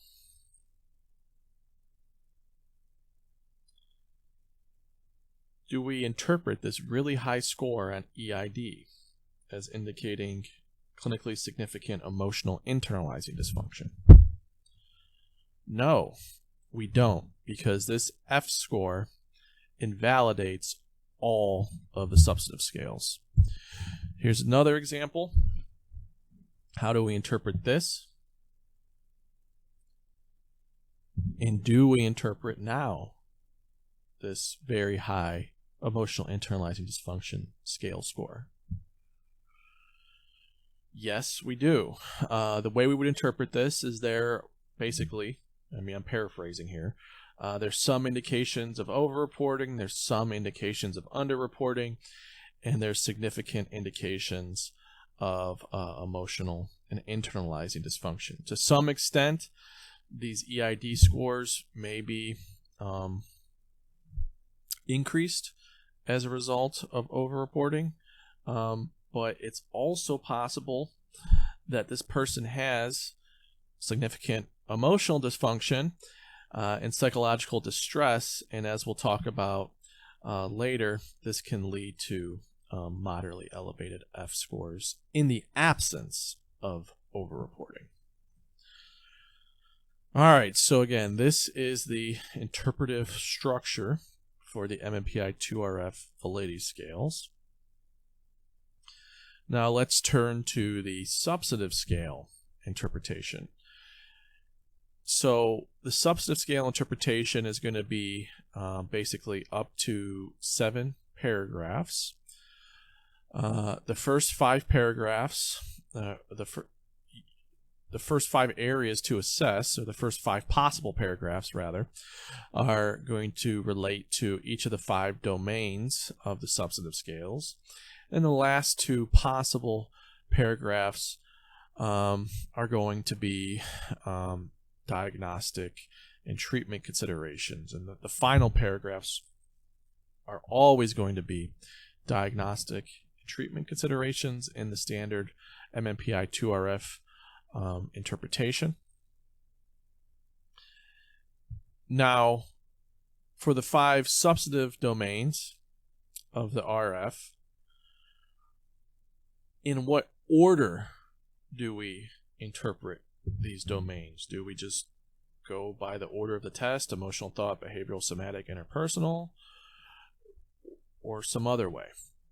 Well, here are the rules for the order of domain interpretations, which domain you start with and move to next. And this will probably begin to make a lot more sense once we look at a few examples. But here are the rules for order of domain interpretation. First, you start with the domain with the highest elevated higher order scale. Next, you interpret the domain with the highest elevated RC scale. Finally, you interpret the domain with the highest elevated specific problems or Psi-5 scale. Okay. Those rules may seem arbitrary. However, basically what you're doing is the organization of your domain interpretation is flowing in line with the hierarchical structure of the test, of the substantive scales of the test. So let's look at a few examples. Okay, and I have the rules up here as a reminder. All right, which order do we interpret these domains for the substantive scales? where do we start? We start by interpreting the domain with the highest elevated higher order scale. There's only 3 domains that have higher order scales. 2 of them are within normal limits, and then we have an elevation on EID. So we're going to start by interpreting the emotional dysfunction domain. Next, we're going to interpret the domain with the highest elevated RC scale. We have RC1 elevated and somatic cognitive dysfunction domain and interpersonal FML, that stands for family problems, for the interpersonal functioning domain. So we're going to interpret next the somatic cognitive dysfunction domain because it has that RC scale elevation. And finally, we're going to interpret the domain with the highest elevated specific problems, or Psi-5 scale. And that's going to be interpersonal functioning, which has the family problems, specific problem scale elevated. We're not going to have any interpretation for behavioral dysfunction or thought dysfunction.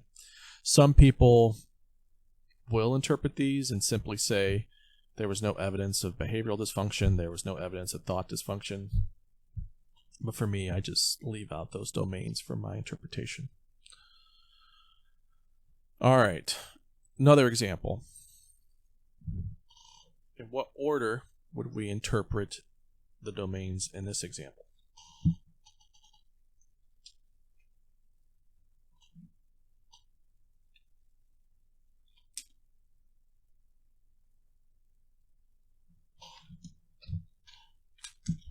All right, so we're going to interpret the domain with the highest elevated higher order scale. There's 2 higher order scales that are elevated. BXD is not. THD is the highest elevated higher order scale, so we're going to do THD first. The next highest elevated higher order scale is EID, so we do the emotional dysfunction domain next. Then we're going to interpret the domain with the highest elevated RC scale. That's RC1, so we interpret somatic cognitive dysfunction, and then we finish up with the specific problem Psi-5, that's family problems, so we interpret interpersonal functioning domain last. All right, and one more example. In what order do we interpret these domains? So the highest elevated higher order scale is THD, so we interpret thought dysfunction domain, then EID, so we interpret the emotional dysfunction domain. We have an RC scale elevated in the behavioral dysfunction domain, so we're going to interpret that next, and then we finish up with our specific problem, or Psi-5 scale if that was elevated, and interpret interpersonal functioning domain. All right, so now that's pretty simple. Now you know the order in which to interpret these domains. But you may be wondering, what are the rules for the order of interpretation within a domain? Within a domain. So this is going to become a consideration when we have more than one scale elevated within a domain. All right, so here are your guidelines for working through a domain's interpretations. You're going to interpret if there's a higher order scale elevated, you're going to interpret that first. Next, you're going to interpret the highest elevated RC scale. Some of the RC scales have specific problem scales that are basically facets of them. So if that's the case, and if those facets are elevated, you're going to interpret that RC scale's elevated facets. Those are either going to be specific problems or Psi-5 scales in order of their relative elevation. And then finally interpret remaining elevated scales in order of elevation. Again, we're just working through this hierarchically within a domain. Let's look at some examples. I have the rules here for you. In terms of the order of domain interpretation, we know that we need to start with the emotional dysfunction domain. Now, in what order do we interpret these elevations?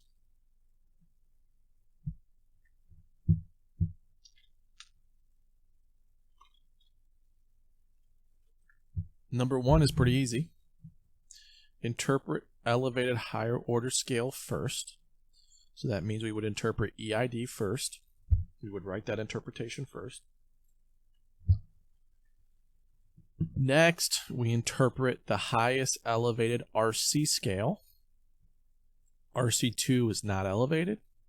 RC7 has an elevation, and RCD has that high elevation. So we're going to next interpret RCD. Now, for the subpoint here, you see it says interpret the RC scale's elevated facets. They can be specific problems or Psi-5 scales in order of elevation. How do you know what RCD's facet scales are? Well, they're listed right next to it. Okay, its facets are SUI, helplessness, self-doubt, and inefficacy. SUI and self-doubt are within normal limits, so there's no interpretation there. And so all we have left to decide is which do we interpret next, helplessness or inefficacy. We're going to interpret those in order of elevation. So we're going to interpret inefficacy and helplessness. So we started with EID, then RCD, then inefficacy, then helplessness. All right, well now we have to interpret the next highest elevated RC scale, which is RC7. And then interpret that RC scale's facets in order of elevation. These are the facets: stress, worry, behavior restricting fears, multiple specific fears, and negative emotionality are within normal limits. We have these two facets are elevated. Anger proneness is higher, so I'm going to interpret anger proneness, then anxiety. So we've gone EID to highest elevated RC scale, to its highest elevated facet, to the next highest facet, back to the next highest RC scale, to its highest facet, and then the next highest facet, and then now we interpret the remaining elevated scales in order of elevation. There's only one scale left, it's introversion, so we would interpret that last. Okay. So we would have EID would be our first domain to interpret. EID, RCD, inefficacy, helplessness. RC7, anger proneness, anxiety, introversion. And then our next paragraph would be the somatic cognitive dysfunction domain. And we would interpret RC1 because we have no higher order scale, and that's our highest elevated RC scale. And then we interpret its facet, gastrointestinal complaints. And then finally, in interpersonal functioning, we have no higher order scale. We have no RC scale. So you're just going to interpret the scales in this domain in order of elevation. So that would be social avoidance and then family problems. So the way this interpretation would work, first paragraph is the emotional dysfunction domain, EID, RCD, inefficacy, helplessness, RC7, anger proneness, anxiety, introversion. Next paragraph, somatic cognitive dysfunction, RC1, GIC. Last paragraph of those 5 possible domain interpretations is interpersonal functioning, family problems, social avoidance. Social avoidance, family problems. All right. Now, that was one example. Let's do another quick one. We're going to interpret somatic dysfunction. There's no higher order scale. We interpret the RC scale first and then its facet. Okay. In this situation, again, we interpret the RC scale first because there's no higher order scale. Then we interpret its facets, starting with its highest, the highest elevated facet, and then moving from there.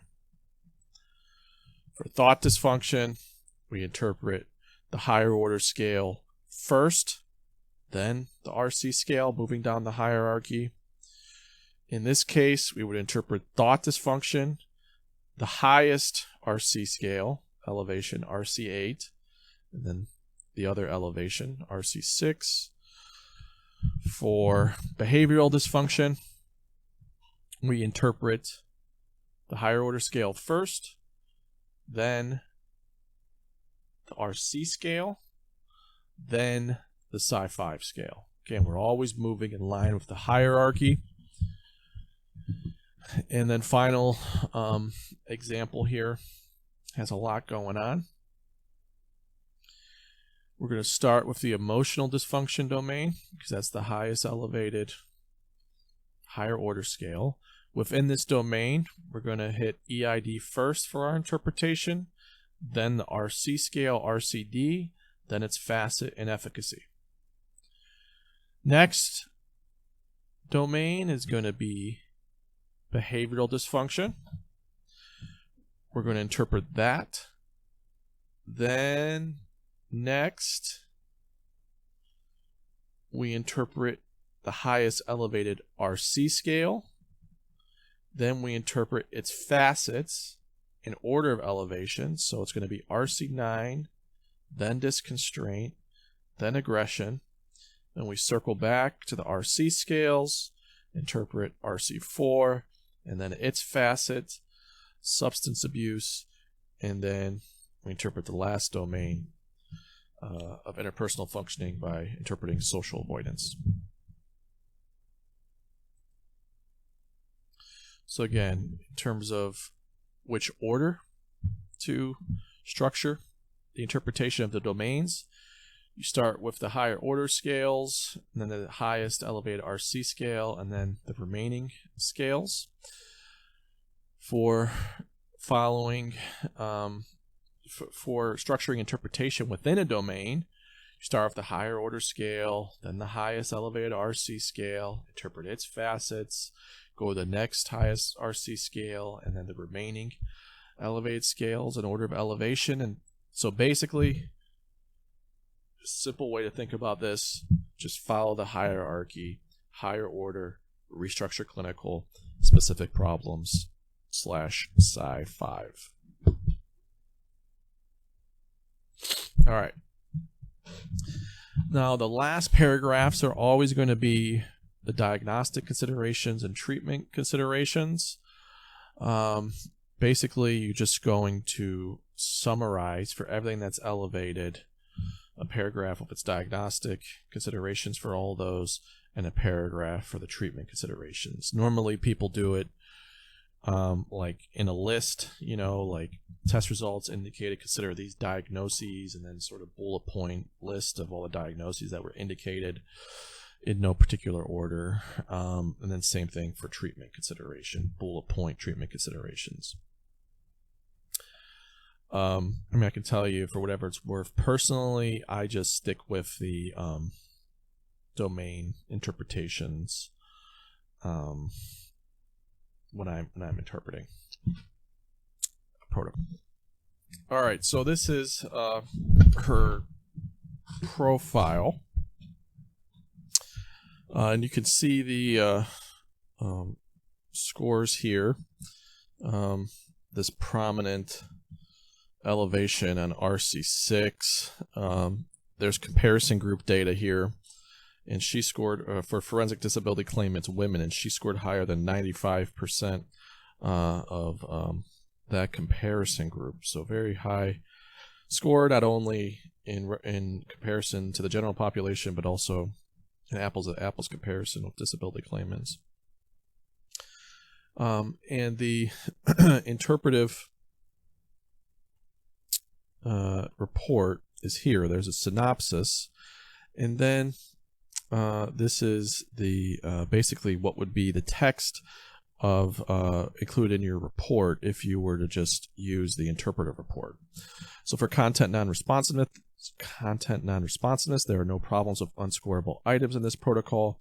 The test taker responded relevantly to the items on the basis of their content. For over-reporting, the test taker generated a larger than average number of infrequent responses.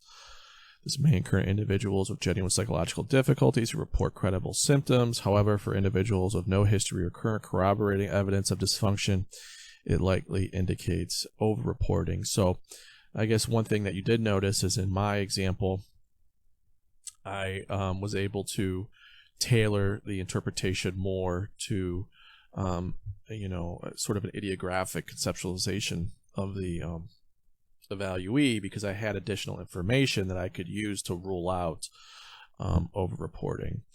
We see similar interpretive statements for FS and FBS, again, very similar to what we wrote, except we ruled out those the concerns about over-reporting in our report, and then there are no indications of under-reporting in this protocol. Next, the substantive scale interpretation. In the interpretive report, it just goes in a particular order. So if you do pull from this interpretive report, you want to order the domains yourself. It doesn't do that for you. First up, the emotional dysfunction domain, the thought dysfunction domain is what we had interpreted first. The test taker's responses indicate significant thought dysfunction. More specifically, she reports prominent persecutory ideation that likely rises to the level of persecutory delusions, including a strong belief that others seek to harm her.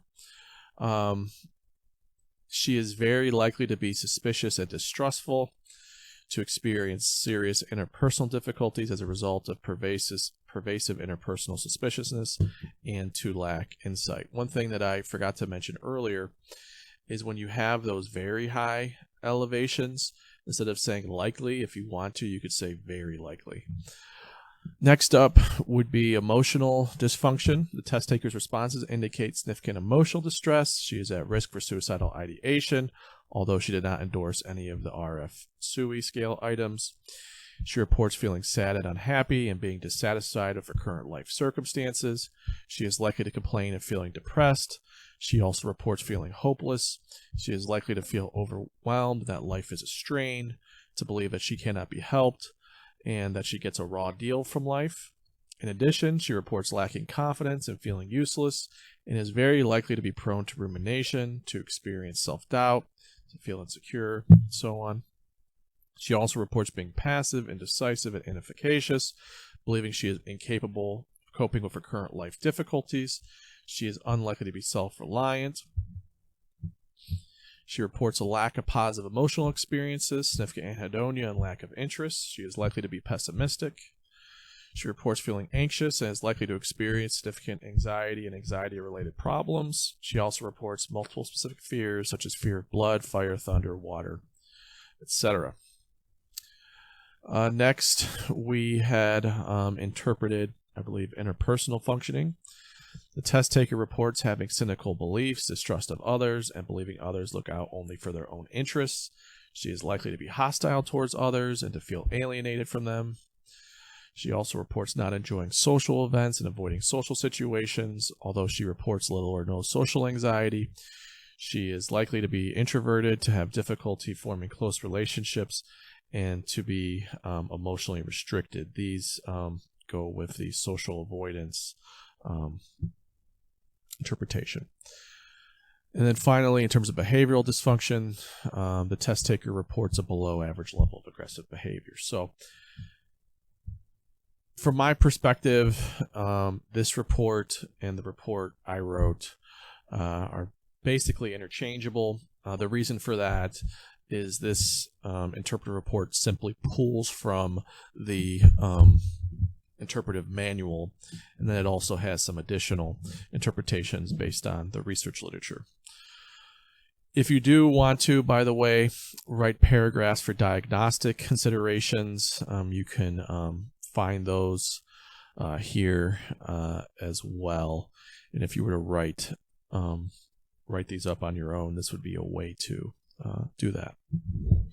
So that is it. We have done all that we need to learn how to interpret the MMPI-2 restructured form. This completes the asynchronous portion of the workshop, and hopefully I will see you in person soon, or synchronously on Zoom soon, for some live case studies. Thank you very much.